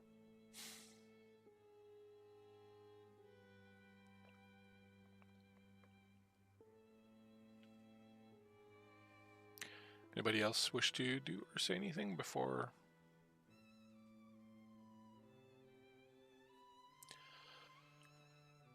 So you wait patiently, not very long. Eventually, perhaps Agravain will be the first to notice, but you see shadows moving in one of the corners, and Santiago steps out of one of them. And it's very different than Agravain when he does. Agravain appears to have always been there. Santiago appears as if he just kind of materialized out of the shadows. He is a tall, very elegant man with dark skin and closely cropped hair. He's dressed in very, very fine clothes. He steps out into the moonlight where the lot of you are, and immediately sees Odette, and he's like, Odette, I am so glad you made it. And he comes over and will take your hand and give you a warm, it will hold your hand warmly, rather is what I should say. Are you okay? I didn't quite see everything that happened in that room, but I saw the aftermath of it, and it seemed quite horrible. In sort of a fit, she almost bursts into tears immediately and will sort of cling away from Fleur and onto Santiago as this like a second source of comfort, and cry to him what had happened. It is horrible, but it is also very reckless. The people in the village are already on the verge of reacting to all of this. I'm so sorry, Odette, you had to go through this. What has become of Aveline? She used to be a lovely person. She certainly seems to have found a new darkness in her. I've seen some of her brethren of the night do dark things, but there is something very unsettling about her madness. Has she been this way long?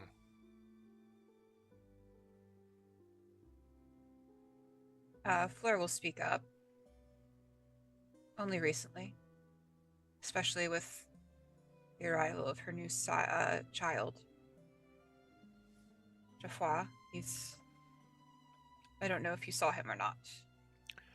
I saw something with her, but it is a terrible state of affairs. Agravain, you'll notice there's somebody else coming. There's somebody else that's moving and kind of coming by towards the door and just sort of waiting there. in the shadows. Do I know who they are? No, they're definitely kindred. Appears to be a woman dressed in very simple clothes, almost kind of like a monk's robes, almost cinched at the waist with a cowl that's not over her head. She has dark hair in a bun. She seems very unexceptional. She has a bit of a big pouch sort of hanging at her side.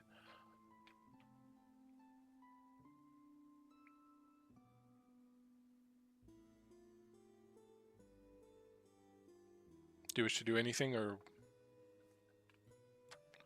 wait and see? I'm gonna continue to wait and see.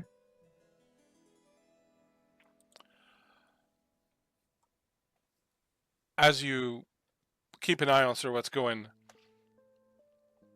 Santiago will say, I hoped that it wouldn't come to this, but I've feared from some of the letters that we've exchanged in the past few years, Odette, that things were not well here, that you were perhaps not... Well, you'd never stated it very clearly, but I could read between the lines. You certainly didn't feel as if this place was what it used to be. I realize now that all of you are prisoners in some way of Aveline, and I can't stress enough how reckless her actions were tonight. She had people the church considers very important killed. It may not seem this way. The church is, to a large degree, aware of our kind and what we do, and they do have soldiers, people trained to fight the likes of us. They do not oppose us as much as they could, but they certainly could change their ways, and the actions of your lady tonight certainly have put you all in danger. I have a friend I would like you to meet if it's okay with you. And he will motion over to the entrance and will say, Reina, please, Reina, come. And you'll see this woman that I described a little bit earlier come by. He says, this is Reina Lindworm. She's a friend of mine. I met her in Constantinople. She has certain knowledge that I think may be useful to you. Now, I would like to make an offer to you, Odette, but also to your coterie, your friends. I realize perhaps some of you may not be willing or able, in fact, to stand up to Aveline. But what I see are people in bondage. I see kindred who are unable to live their lives as they would want to live it, to pursue their dreams and aspirations, who are kept chained by this mad woman and by the power of the blood bond. What I offer to you tonight, if you want it, is freedom. I offer you freedom from this bondage that she holds over you. I offer you the ability to extricate yourselves from under her claw. I will not lie to you. This opportunity comes with a certain cost. There are dangers, but I will share them with you if you are interested. I've seen this kind of madness before in other kindred, and it will only get worse. She will not get better. She will not go back to the way she was. Eventually, she will get to a point where only the blood of other kindred will be able to support her. I believe this is why she keeps you all around. She knows that very soon she will need kindred blood to survive, that human blood will no longer be enough for her.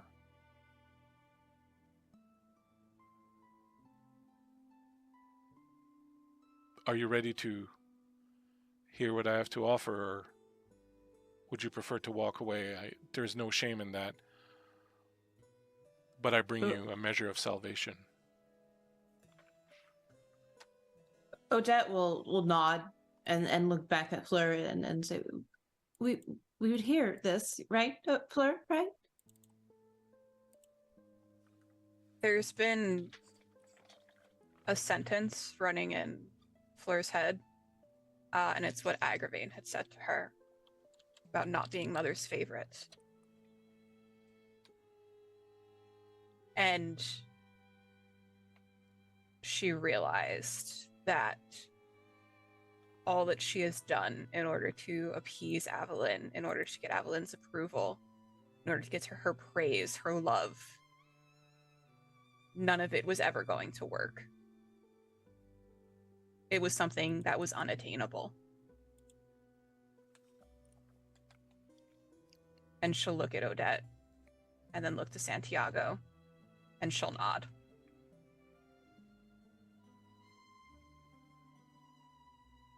Ever since Santiago said the line that we were prisoners, Anton stopped pacing. He stopped moving from side to side. His overall presence became a little less imposing. If you see him kind of going through his head of all the times and all the situations, and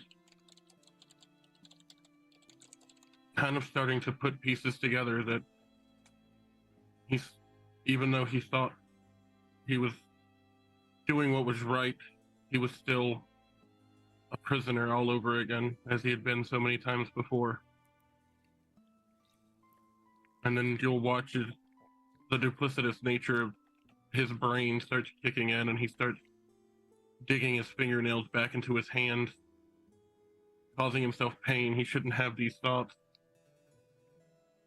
And he just kind of sits there in limbo and listens.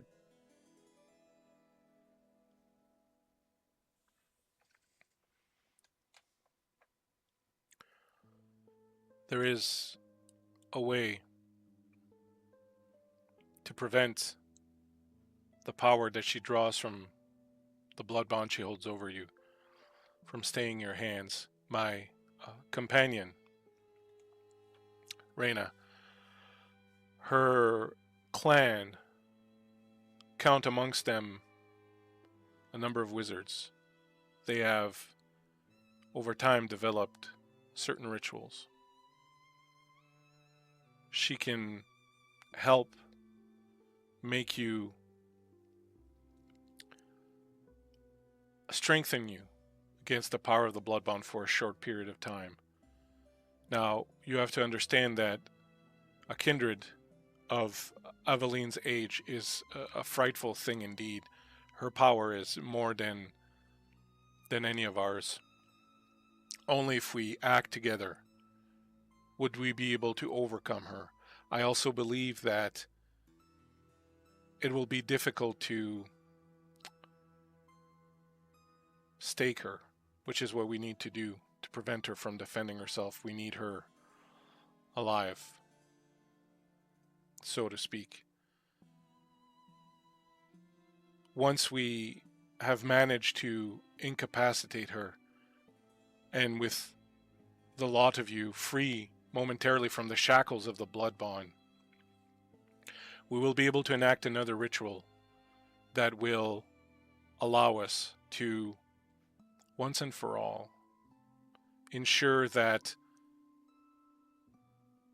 Aveline is no longer there to haunt you, no longer able to hold control over you,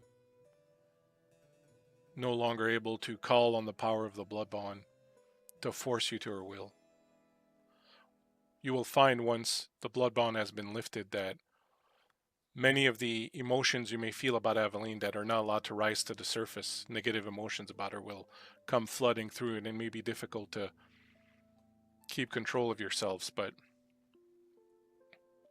it is also important that what we do, we all do together.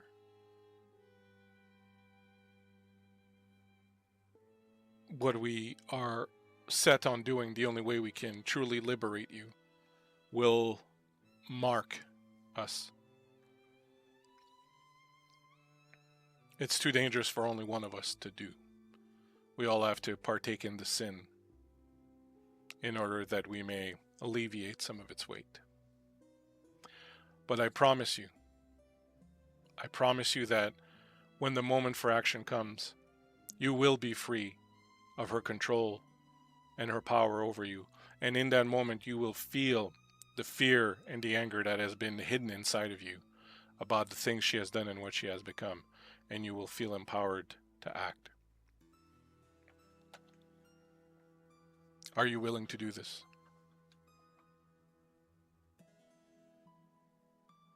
Immediately, Odette nods and looks to Fleur and sort of is begging her with that glance.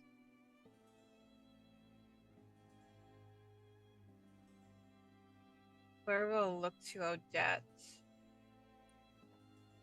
and then to Anton. Anton's going to look at Santiago, look at Odette, kind of lock eyes with Fleur as he sees her staring at him, kind of pacing back and forth a little bit, looking up. You can see he's fighting with it in his mind. And then for the briefest of moments, as he's locking eyes with Fleur, she will see him kind of just shake his head no, and then turn to walk away. She will call out to him. He will keep walking. Please.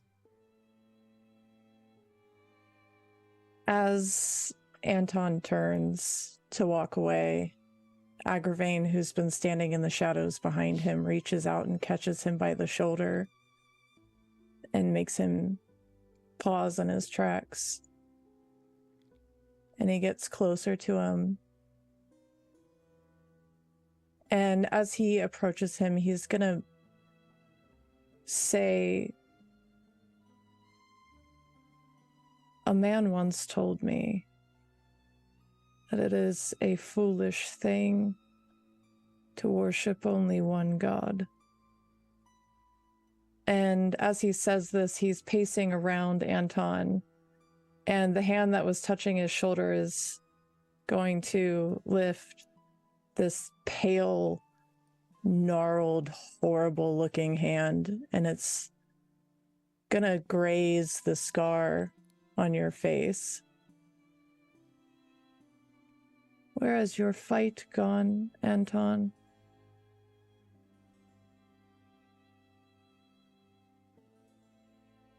In a moment of shock, Anton will just kind of drop his guard, his everything. He's, over the time, the burnings, the one person he was somewhat open to was Agravain. And as realization slowly dawns on him,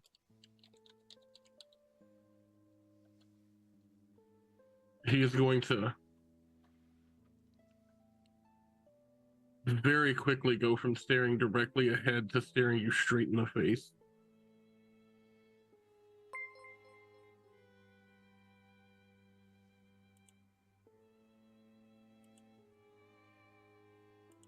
A long pause and silence as he's just in shock, and you can start to see his lip quiver, his hands are shaking. There is a pent-up amount of rage and aggression building up behind him. And he just kind of looks over at Santiago, looks straight back at you, Agravain, and just starts to walk away.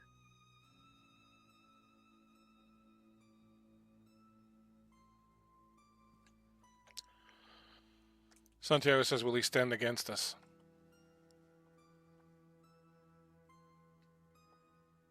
You'll tell her he's a good dog.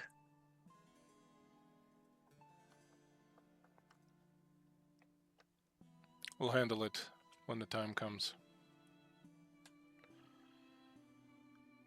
If the rest of you are committed then, and he looks over at Reyna, and she produces from her bag a coil of red twine. She produces a little golden knife that has different runes encarved along the blade. She whispers words, ancient arcane words under her breath as she cuts lengths of this red twine, and hands one to each of you. Hands one to Santiago also, and cuts one for herself. She says, "This will protect you from the power of the Bloodbound, but as Aveline is a very powerful kindred, it will only afford you a brief period of time. You should wear it thusly around your neck," and she ties it around her neck. "At the moment when you wish to be free of the power of the bond, you must whisper the name of the one who owns the bond on you and break the cord, at which time you will feel the power of the bond lessen, though perhaps not go away completely. It will return fairly quickly, so whatever you must do, you should do it quickly at that point." Santiago will go around and pull from another sort of oilcloth wrap that he's got. He's got a number of wooden stakes. We need Aveline to still be alive, as I was saying. For the ritual to work, we will need to find her heart and pierce it with a stake so that she is incapacitated. I believe Aveline may have found a way to move her heart inside her body. We will all need to strike different places inside her chest to make sure that at least one of us gets it, and he hands out the stakes to each of you. Once we have managed to incapacitate her, Reyna will begin the ritual. You must keep control of yourselves at that point, even if you feel the beast raging and wanting to be let out. You need to struggle and to keep it at bay for what's to come. Once the ritual is enacted, then, well,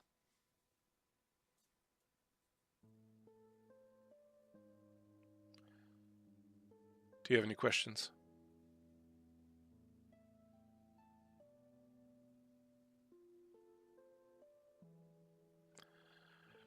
We should go. I believe that we need to take care of this tonight before the sun comes up. By dawn, if they haven't already, the villagers will be rather restless. If you feel the urge to help Aveline, the urge to run away or not act, break the string. It will give you respite for a few moments. He comes over to you, Odette. He says, "You need to be strong, little one. I know this is a lot to ask of one such as yourself. Do you think you can go through this?"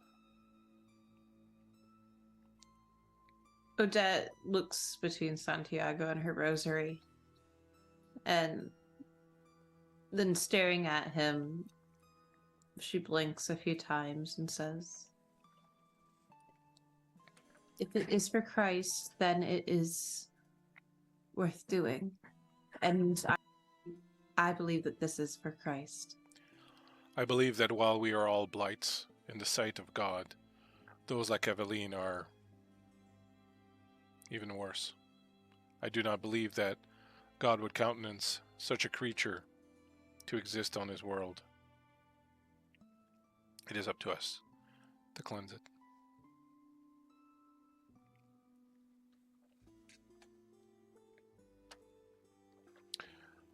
As the lot of you prepare to return to the manor, Anton, you are heading back up along the road. What do you intend to do? As Anton's walking, breathing,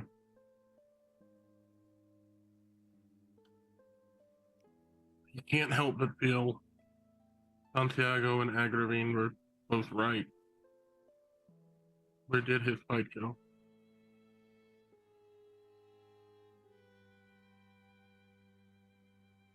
It can't be right. He's taken care of him. She's protected him. Given him everything he needed. But if that was true, why was he feeling this way? He kind of continues walking, his pace and gait slowed way down. Drops to a knee and just slams the ground as hard as he can with his hand. Completely and utterly devastated, confused, and has no idea what to do at the moment.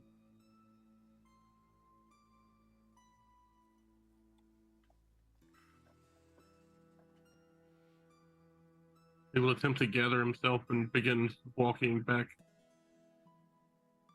Not entirely sure of his intention. But as his brain keeps working through everything, if they're wrong, why do they feel so right?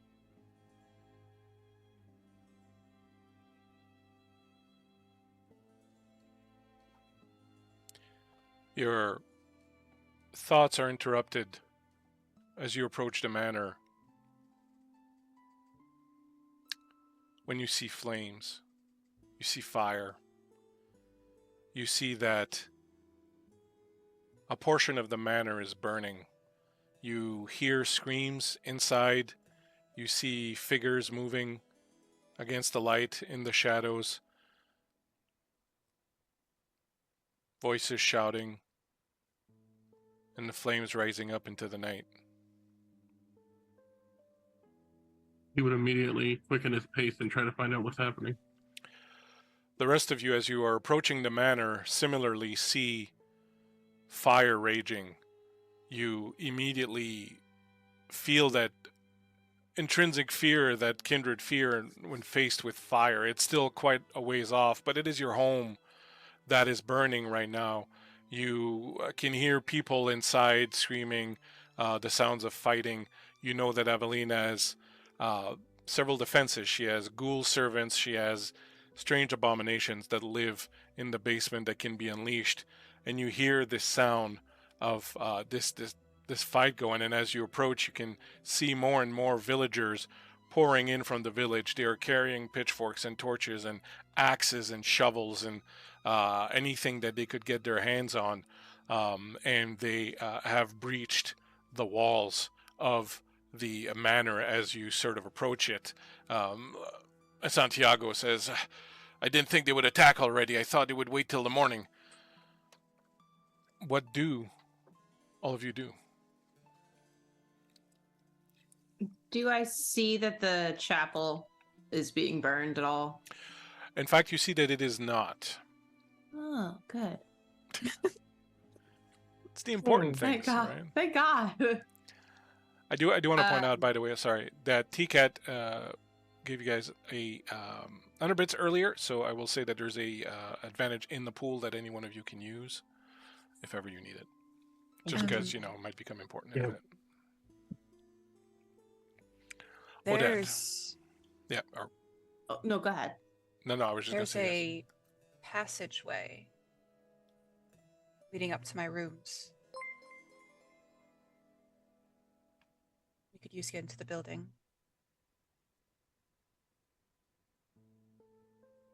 Odette's gonna look at Agravain's with us, correct? Mm-hmm. Yeah, okay. Yeah.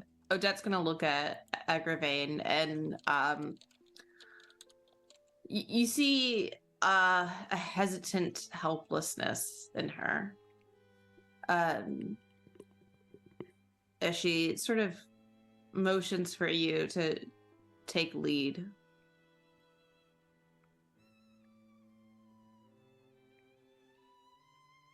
For me to take lead? She's a weak little baby. She's looking for someone strong. Do I see Anton? I don't know, Anton, if you rushed in. I wouldn't be inside. I don't know that Anton has a lot of courage, but right now, with his mental capacity and seeing fire flying everywhere, he wouldn't be the first one running in that building. So I would say you see him perhaps skulking outside the walls, sort of hiding on the edge of the forest, hesitating. You see that he does seem like he wants to go in, perhaps, but is holding back for whatever reason. I'm going to look to Santiago. The dog seems hesitant. Do you have another one of those strings? He looks over and Lenvern will pull out another piece of the rope and cut it, whisper words again over it, and hand it to you. Agravain takes it, and he's gonna head towards Anton now. Basically just ignoring whatever Odette said. Poor Odette. Say anything. She's kind of like, And he's gonna come up to Anton and, without his permission, attempt to tie the rope around his neck, like all the others have it tied to them. At first feeling this, Anton's going to snap very quickly to turn around and kind of see what's happening. Seeing Agravain and then looking to see that they all have him tied around their neck. In the situation he's currently in mentally, he's going to allow you to tie it, but as you're doing it, you're going to hear the words, "You and I are far from finished." Don't be foolish, Anton. Just know that if you change your mind, you break this cord and you say her name, it'll break your bond, it'll give you time. But we're going in there to deal with her, with or without you. Yes, time will tell who lives and who dies. I hope to see you on the other side. You are, in fact, a good dog. Anton will somewhat snarl at that, but not really jump at it too hard. Agravain's gonna look back to the others and motion them forward. before they walk in, Yep. Odette's gonna look at Fleur and kind of grip her hand and say, "You are my warrior. Are you not?" Harm will come to you. No harm will come to us.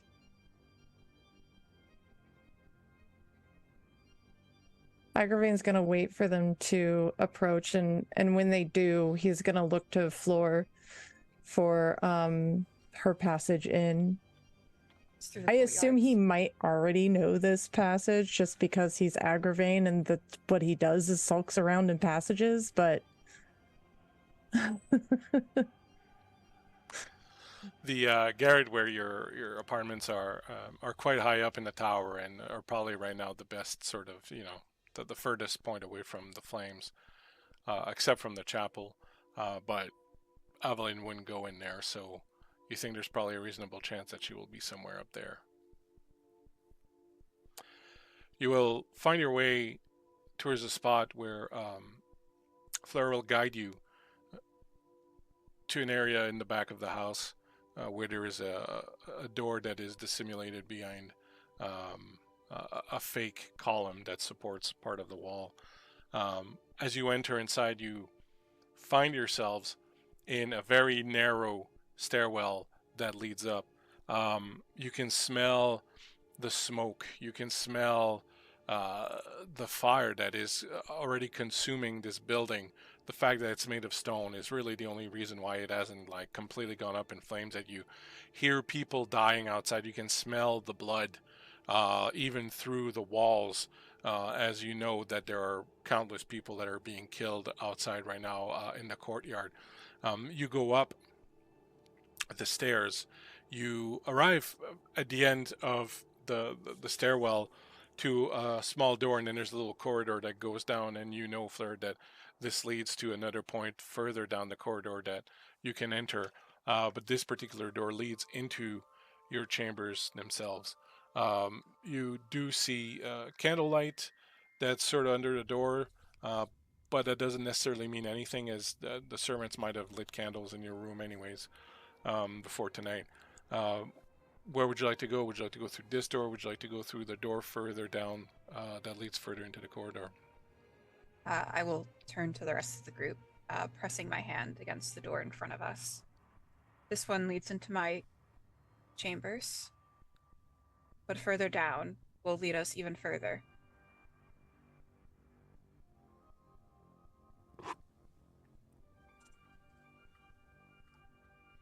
Where do you believe her to be? That's where we go.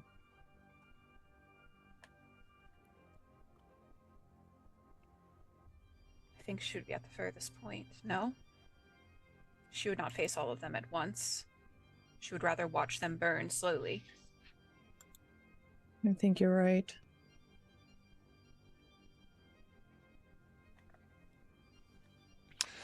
So you move further down the corridor.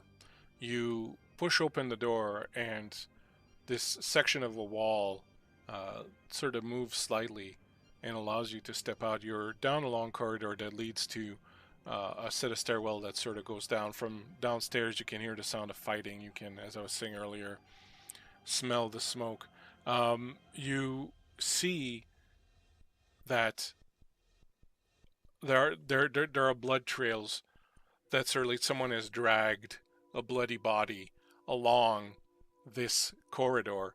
And it in fact goes all the way back to where you were originally, and leads into Fleur's rooms, the garret.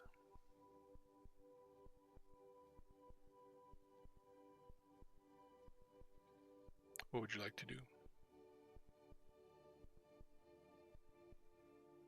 Fleur would like to go investigate why there's bloody trails leading into her chambers. You will walk down the corridor, aware of the sound of fighting outside and aware that what you're doing is incredibly dangerous. You push open the door to your room. You find in the room a number of bodies, villagers, a few of them, broken, ripped apart, completely savaged and destroyed. You see many of your paintings also destroyed, disfigured, trashed, shredded apart. You don't see any sign of Aveline in here, but it's clear that someone has been in here and has kind of unleashed their rage on what's here. You figure they've fed on these bodies and replenished their supply of blood, and then just basically went completely crazy and mad and just destroyed everything, almost as if there was a very specific hatred of you. Almost, it was an attempt to sort of destroy everything that you'll do. You see all these paintings that you have, all these Madonnas that resemble the dead have been shredded. You see these sketches that you'd been making for the roof, the ceiling of the chapel that you'd been hiding from everyone, just shredded apart, ripped to pieces, scattered all over. But you don't see sign of your sire anywhere in the room.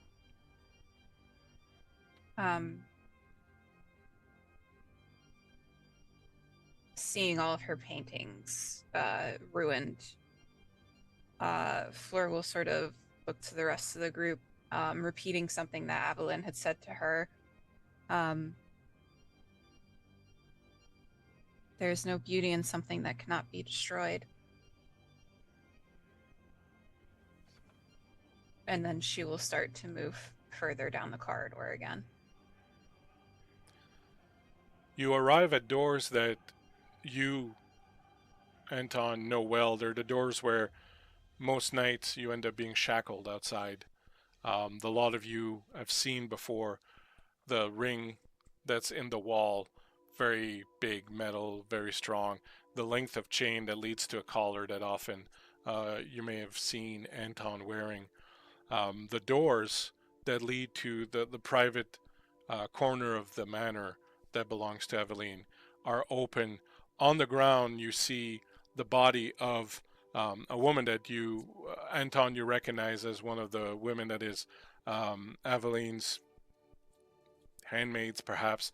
Her body is twisted and misshapen. Her face kind of strangely twisted around. She lies very obviously dead on the ground in a pool of blood. The smell of blood is starting to get to all of you, and you're starting to feel very on edge about it. The fire outside, the people, the fighting that's going on, and all this carnage and this blood. It's starting to get to all of you, and right now you're still kind of in control of yourself because you fed earlier, and you're still able to manage it, but you're starting to feel like you're getting close to sort of an edge point where you may need to start fighting for control of yourself. As you go down, continue to go down this corridor, there are several sets of doors. When you open them, you see one after the other several rooms, all of which are essentially torture rooms. Different implements. You see bodies hanging here and there, sometimes just parts of bodies. You see torture implements that would make Torquemada fucking blush. Like, there is a depravity and a darkness and a violence and a bestiality in these rooms that sets you on edge. The blood is old and dry. This has been going on for some time. You see throughout all these rooms the evidence of Aveline's madness. The bodies are twisted, transformed. As you saw outside, the bodies that were fused together, there's all sorts of weird sort of these bodies treated like clay almost, and just sort of fashioned however Aveline wanted. Eventually you see the doors to the final room at the end are also ajar, and you hear low singing coming from it, almost kind of like someone singing a lullaby perhaps to a child or something like that under their breath. But it's strong enough that it's kind of coming down the corridor towards where you are.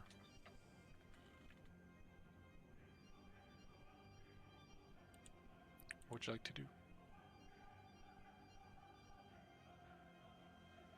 Do we recognize the voice that's singing? Oh yeah, it sounds like Aveline, yeah. Okay. Upon Okay. hearing, oh, sorry. No, go ahead. Upon hearing the voice, Anton would do what he can to make the golden cord not visible, tucking it under his shirt. Yeah, the red string, yeah. Oh, I'm sorry, the red. Yeah, no, so the knife was golden, but yeah, it's fine. I get what you're saying. I'm picking up what you're dropping.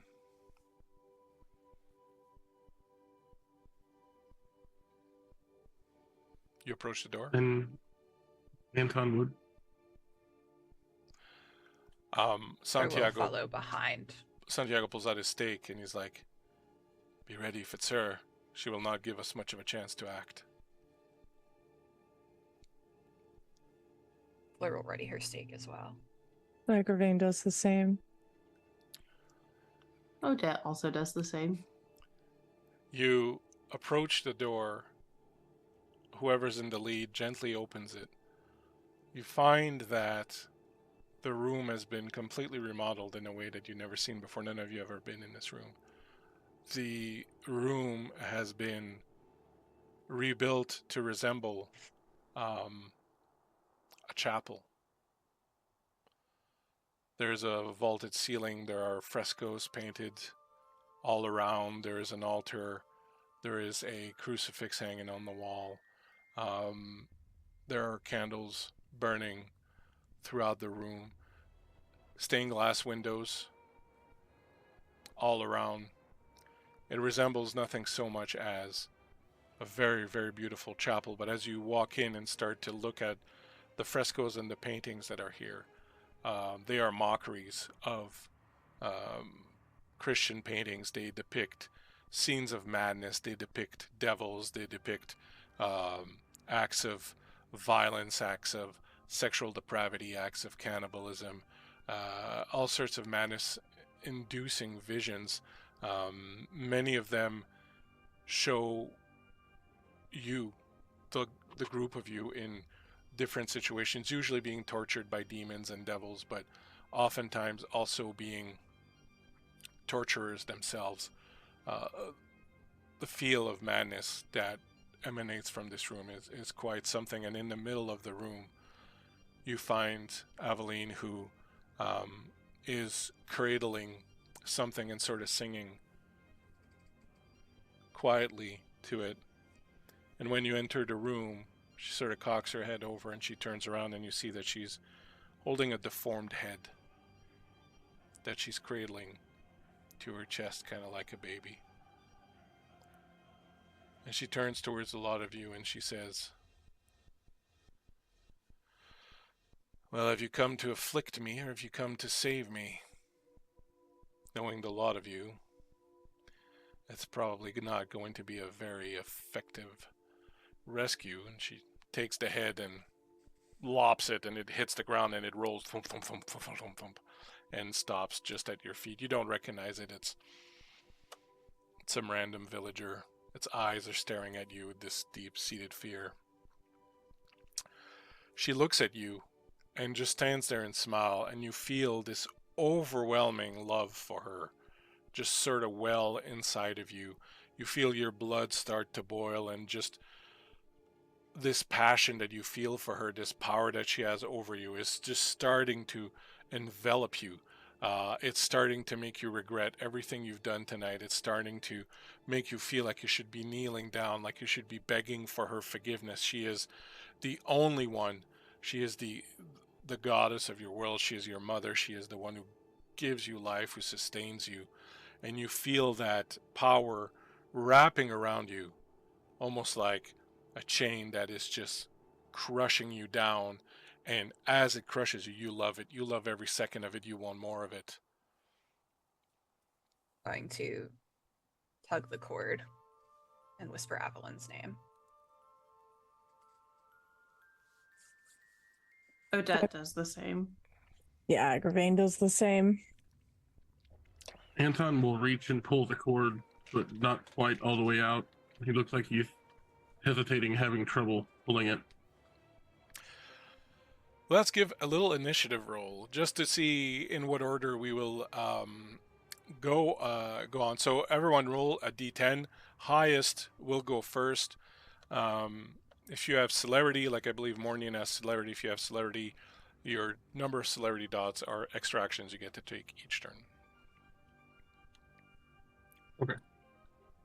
I rolled a 9. I have a 5.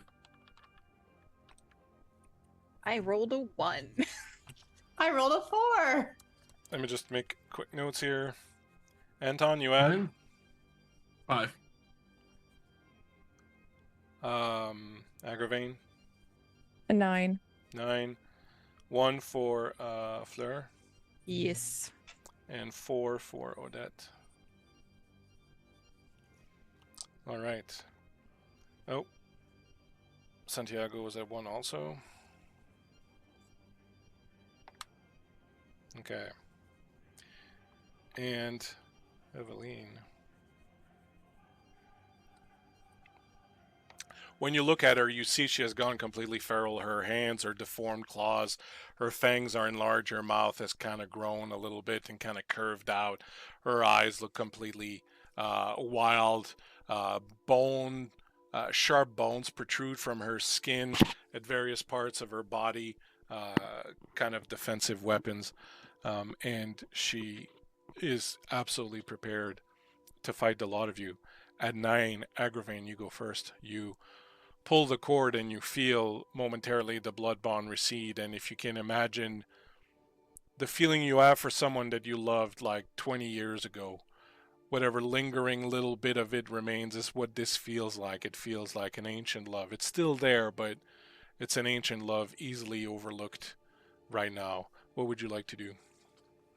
As I rip the cord from my neck, I yell her name, and I'm gonna rush forward with the stake drawn, and I'm going to attempt to drive it through her chest. Alrighty. Let's look at your strength. plus your melee. That's 3 and 5. I will say that your abilities are good enough to overcome her defenses. When she sees you coming, she just is kind of taken aback because she doesn't expect you to be able to attack her, and you come at her and you drive the stake into her heart. Give me, if you would, a D10 roll, just flat out D10. Another 9. Another 9. You run the stake right sort of in the middle of her chest where you feel her heart might sort of be, and you feel it hitting bone and just shatter as it hits impenetrable bone throughout her entire chest area. And with your strength, the stake just sort of explodes in a bunch of in a million pieces, all these shards of wood scattering around. She looks at you and gives you a little smile, and she gets to go at 6. And with that, she reaches out and grabs you by the throat, and she will attempt to grab you. You don't have dodge. I will say you can roll your dexterity and your melee if you wish. Number of dice equal to those. And you're going to be looking for 6s, so anything that's 6 or above will be a success. 3 successes. 3 successes. She gets 3 also. She gets ties. She grabs you by the throat. You feel her claws sort of sink in and dive in all the way into your neck. Like the claws are just growing inside your neck, and they're going for your spine. You can just feel them sort of pushing in. You will take an aggravated damage from this attack. So mark it with an X on your sheet rather than just a dash, because you can't heal it just simply with blood. But a lot of you see her grab Agravain and hold him up, and her claws just sunk into his body and the blood just sort of dripping out of it. At 5 will be Anton. Anton's gonna stand there for a moment, staring back and forth, having no clue what to do. He'll finally make the decision, pull the cord, whisper Aveline's name, and he will lunge. He doesn't have a stake, but he's gonna try with his dagger.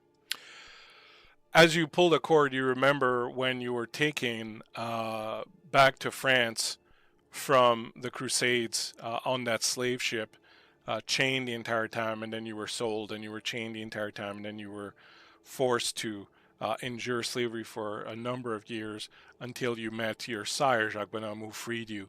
And you remembered that day when he had reached down and with his vampiric strength broken the chain that had been around your neck for like 5 years at that point, and that feeling of freedom suddenly kind of overwhelming is the exact same thing you feel now as you pull on that cord, and all this hatred and every time she's demeaned you, every time she has pushed you down, just comes flooding back and sort of enrages you. And because you are Bruja at this particular moment, before you attack, I'm going to ask you to make a self-control roll. So roll a number of dice equal to your self-control. You can spend a willpower point to succeed automatically, or everyone's got a advantage from TCAT. You can spend that also if you want to succeed automatically. That's 4 successes. All right, that's pretty good. You clamp down on it. You know this is that moment. You're not going to sort of fly off the handle and not be there for it. You attack her. What are your stats? Your melee and strength are probably pretty good. No, they're not. They're 1 and 1. All right, so go ahead and roll, mein Freund. They're looking for 6s. Anything 6 or above is a success. 1 success. All right, so you lunge at her, and the rest of you, you know Anton is like a brute, right? But you just lunge at her, and she just incredibly quickly just sort of sidestep, and he kind of misses in his rage as he's so angry. For Odette.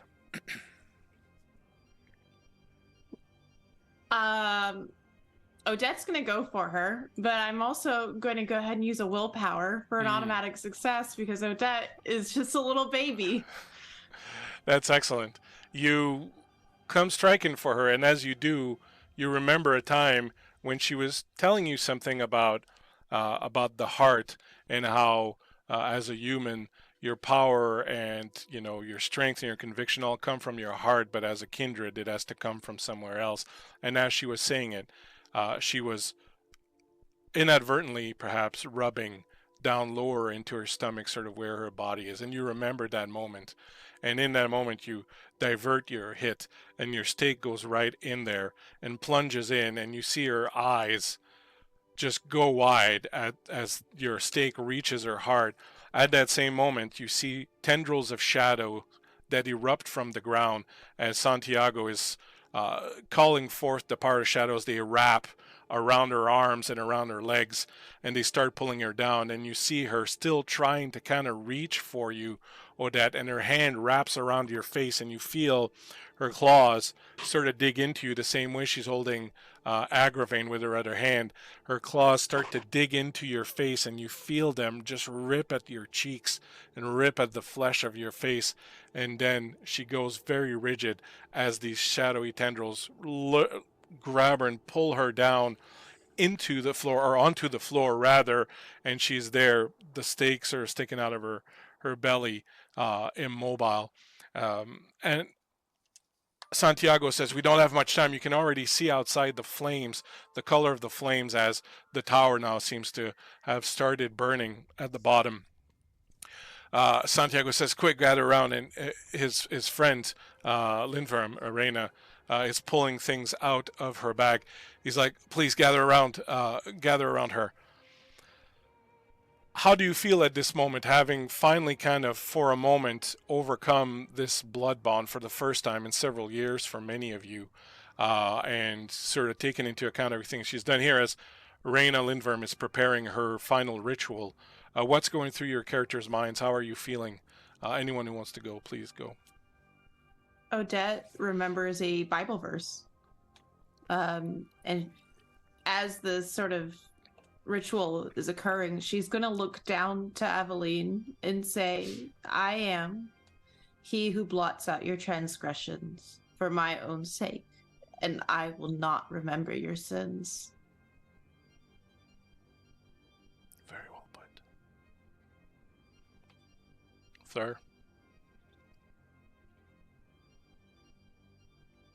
Fleur has this deep resentment for Aveline because she's the reason that Fleur's muse has gone away. She's taken away her humanity. She's taken away her love for life and everything beautiful in this world. And her paintings aren't bad. They're beautiful. But Aveline is too rotten to even realize that. She's too rotten to realize the beauty that's in front of her. Because everything she touches turns to dust and hatred and vileness. And she realizes that she was never the problem.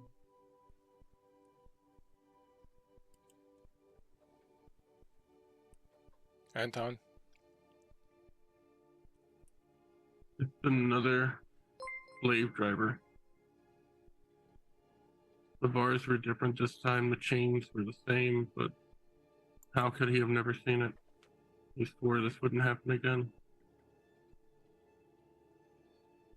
Just an intense seething anger as he stares straight at Aveline's eyes and her face. He will be the last person to ever hold him down.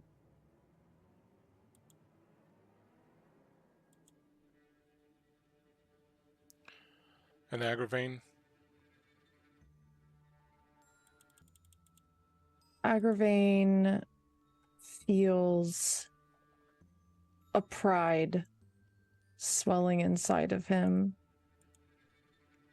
And he knows now that when he said to her that he was going to, that he wasn't really skulking, he was waiting and watching. He knows that that was real. And now he's rewarded for his waiting.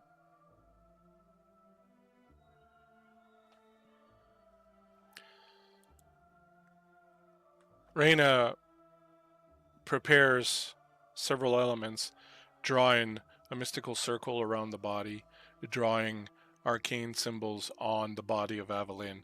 Aveline is still staring at all of you through her eyes, and you can see the anger and the fury in the beast that is just roiling beneath it.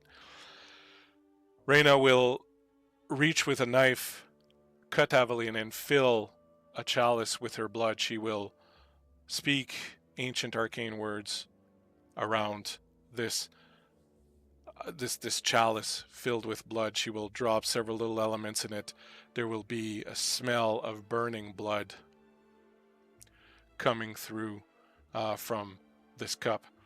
She'll say the first step is for each of us to wet our lips at this cup so that we may all partake of what she has to offer us. And she will bring it to her lips and just really let the blood inside touch her lips. And when she pulls away from it, her lips are stained black with this ancient blackened blood.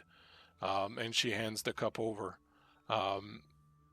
Santiago will take it and do the same, and then he will extend it over. Who reaches for it? Odette will take it from Santiago and drink from it. When oh, sorry, go ahead. No, go ahead. No, go ahead. When it touches your lips, it burns. You feel an intense feeling of impending sin, like what you're about to do is the most sinful, most depraved, and most exciting thing you've ever done. Odette sort of nervously hands it over to Fleur next. Fleur will take a sip while maintaining eye contact with Odette. As the liquid touches your lips, Fleur, you are reminded of the pure joy and power of creation. You get the feeling that what you're about to do is, on one hand, exactly the opposite of that, like you're about to engage in some act of destruction. But you are also fully cognizant that in order to create, one must often destroy. And if your ability to create has been stymied, it's perhaps because you need to break something down, to destroy something first, so that your ability to create is renewed.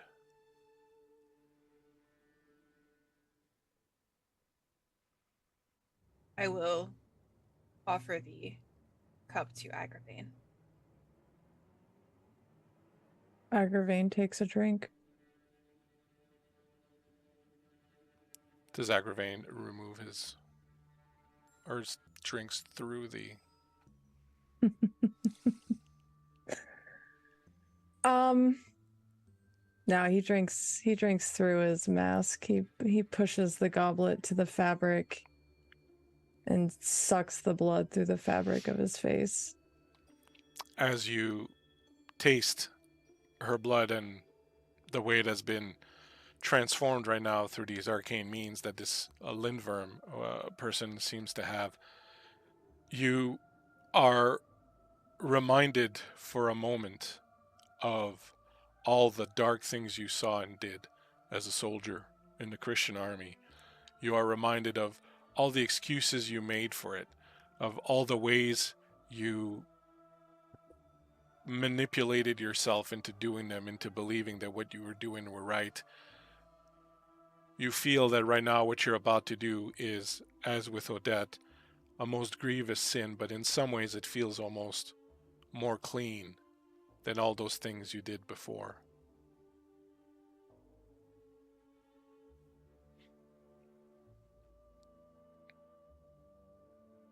I hand the chalice to Anton, and I am staring him directly in the eyes when I do so.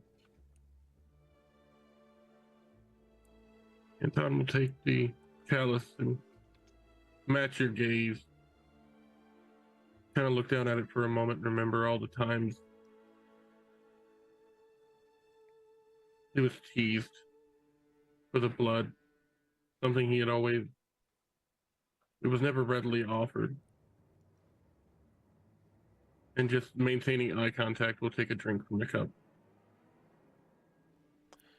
As her burning blood touches your lips, Anton, you feel something you haven't felt in a long time. You feel freedom. You remember you were never much one to pray to gods. You did it because it was something everybody else did, perhaps, or perhaps it brought you some measure of comfort, but it wasn't out of belief. You, in fact, didn't really know what belief was until you realized how much you believed in freedom and how much you could not have that freedom. The one thing that really meant something to you was gone. And now, for the first time, you can taste it literally on your burning lips. As you all finish drinking from the cup, you feel this overwhelming sense of connection amongst all of you, and Santiago and Arena. All of you are connected in this act that you're about to perform. You don't really understand it. Perhaps some of you have read about it.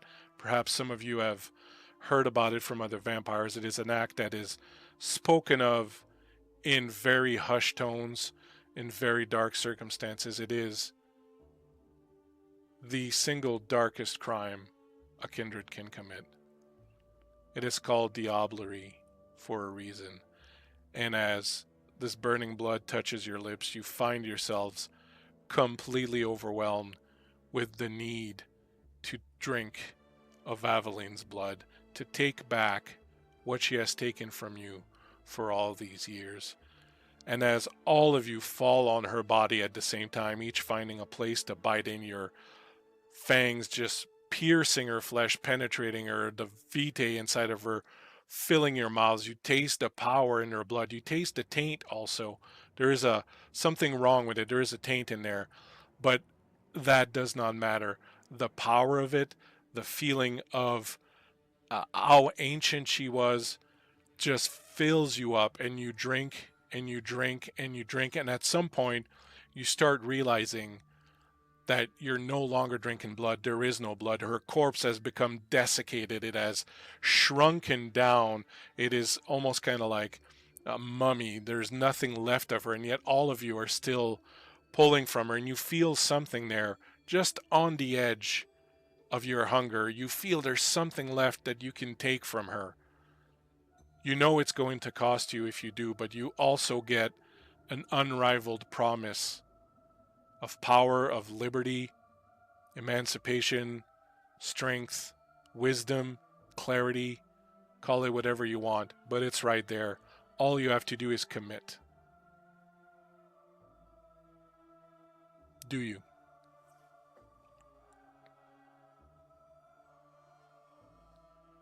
Almost without hesitation, Anton will.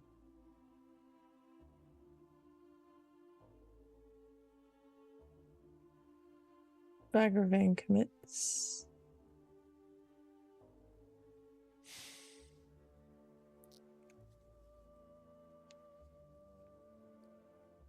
In this fervor, does Odette feel like she's a little closer to God?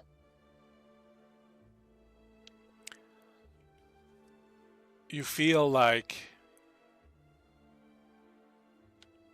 it will depend on what you do. You feel like there's a presence that has perhaps taken a step back, but is waiting to see what you do, sort of sitting in judgment on your actions. But there's no indication of which way it should go. There is a void there now, where there was always at least a little something. And the best that I can offer you is to say that either this will fill that void or it will open it up bigger. She's gonna commit. Fleur, when you drink from her, it's almost like drinking of your own blood. You are her child. She created you. You are as you are now because of her blood and what she has done to you. But as you're getting to this point now, this edge, you remember an old story, an old tale that is often told about the apprentice surpassing the master. You know those stories never end well for the master, because the master usually can't handle that, having the apprentice become better than they are, but sometimes it's just the way things are. Fleur pulls away for a moment,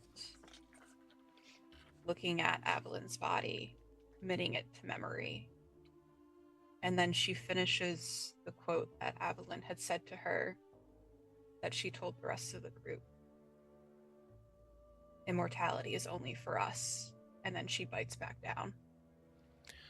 And as all of you commit to what you're doing, you each feel a small portion of Aveline's soul split by the ritual of the strange wizard Reyna Lindworm, split into equal parts, enter each of you. You feel a surge of power, a surge of strength. You also feel a little something dark slip into you. You feel a little shade of darkness now coloring who you are. You know this stain will be with you forever. You know this stain will follow you. It is now a part of you. But the power you now feel perhaps makes up for it. Anton, you've never felt this free before in your life. This is the ultimate moment of freedom. All shackles have been thrown off. You are a god walking this very earth. Agravain, you feel a final little flicker of light somewhere deep in your soul. That last little bit of God's light. Sputter.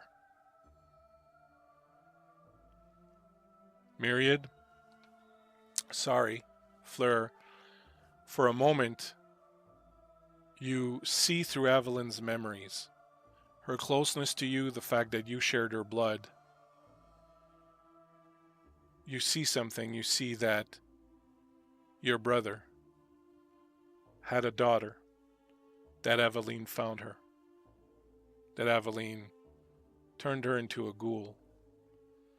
And you can see that she is with a strange, haunting, misshapen figure in Hungary somewhere. And Bones, Odette, there's a fullness now where there was once an emptiness. You hear a voice reaching out to you again, speaking to you, bringing you warmth and light. And when it speaks to you, it speaks with Aveline's voice.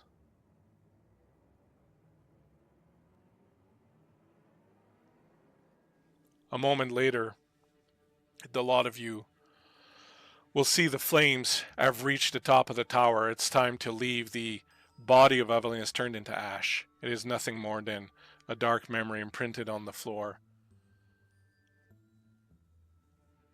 Santiago wraps himself around Odette and steps back in the shadow, and the two of them disappear. The rest of you find your way out through the steps that led you here in the first place. You emerge outside. You turn in time to see the garret catch in flames. The home where you spent so many of these years, the home that was Aveline, now like her, turning into cinders and disappearing.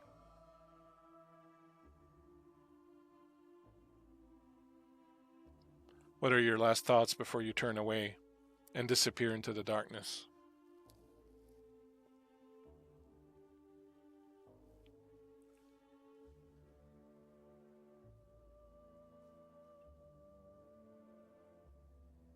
There's this profound sorrow that Fleur feels for the wasted years and how easily she was fooled. how gullible she was. And there's also this great sense of relief because she does have eternity ahead of her.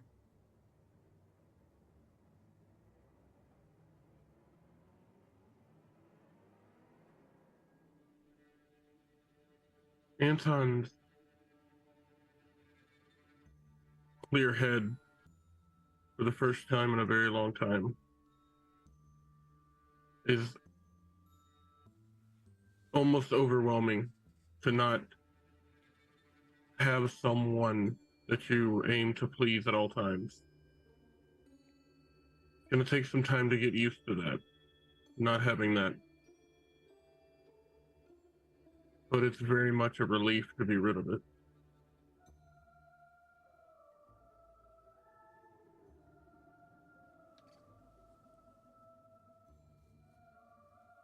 Agravain is thinking how there's so many shadows and so many secrets to be discovered in the world. Which one he might find next, and with who.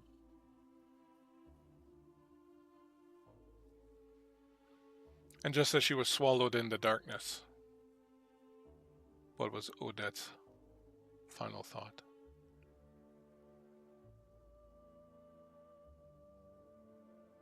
That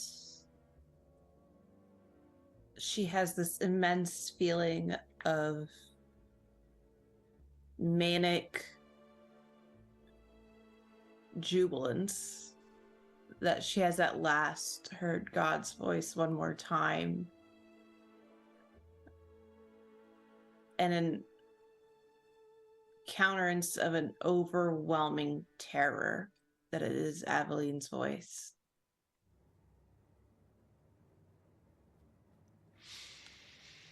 Each in your own way will fade into the darkness, will go on to live with your demons, your grief, your guilt, your joy, your elation, your newfound freedom for several hundred years.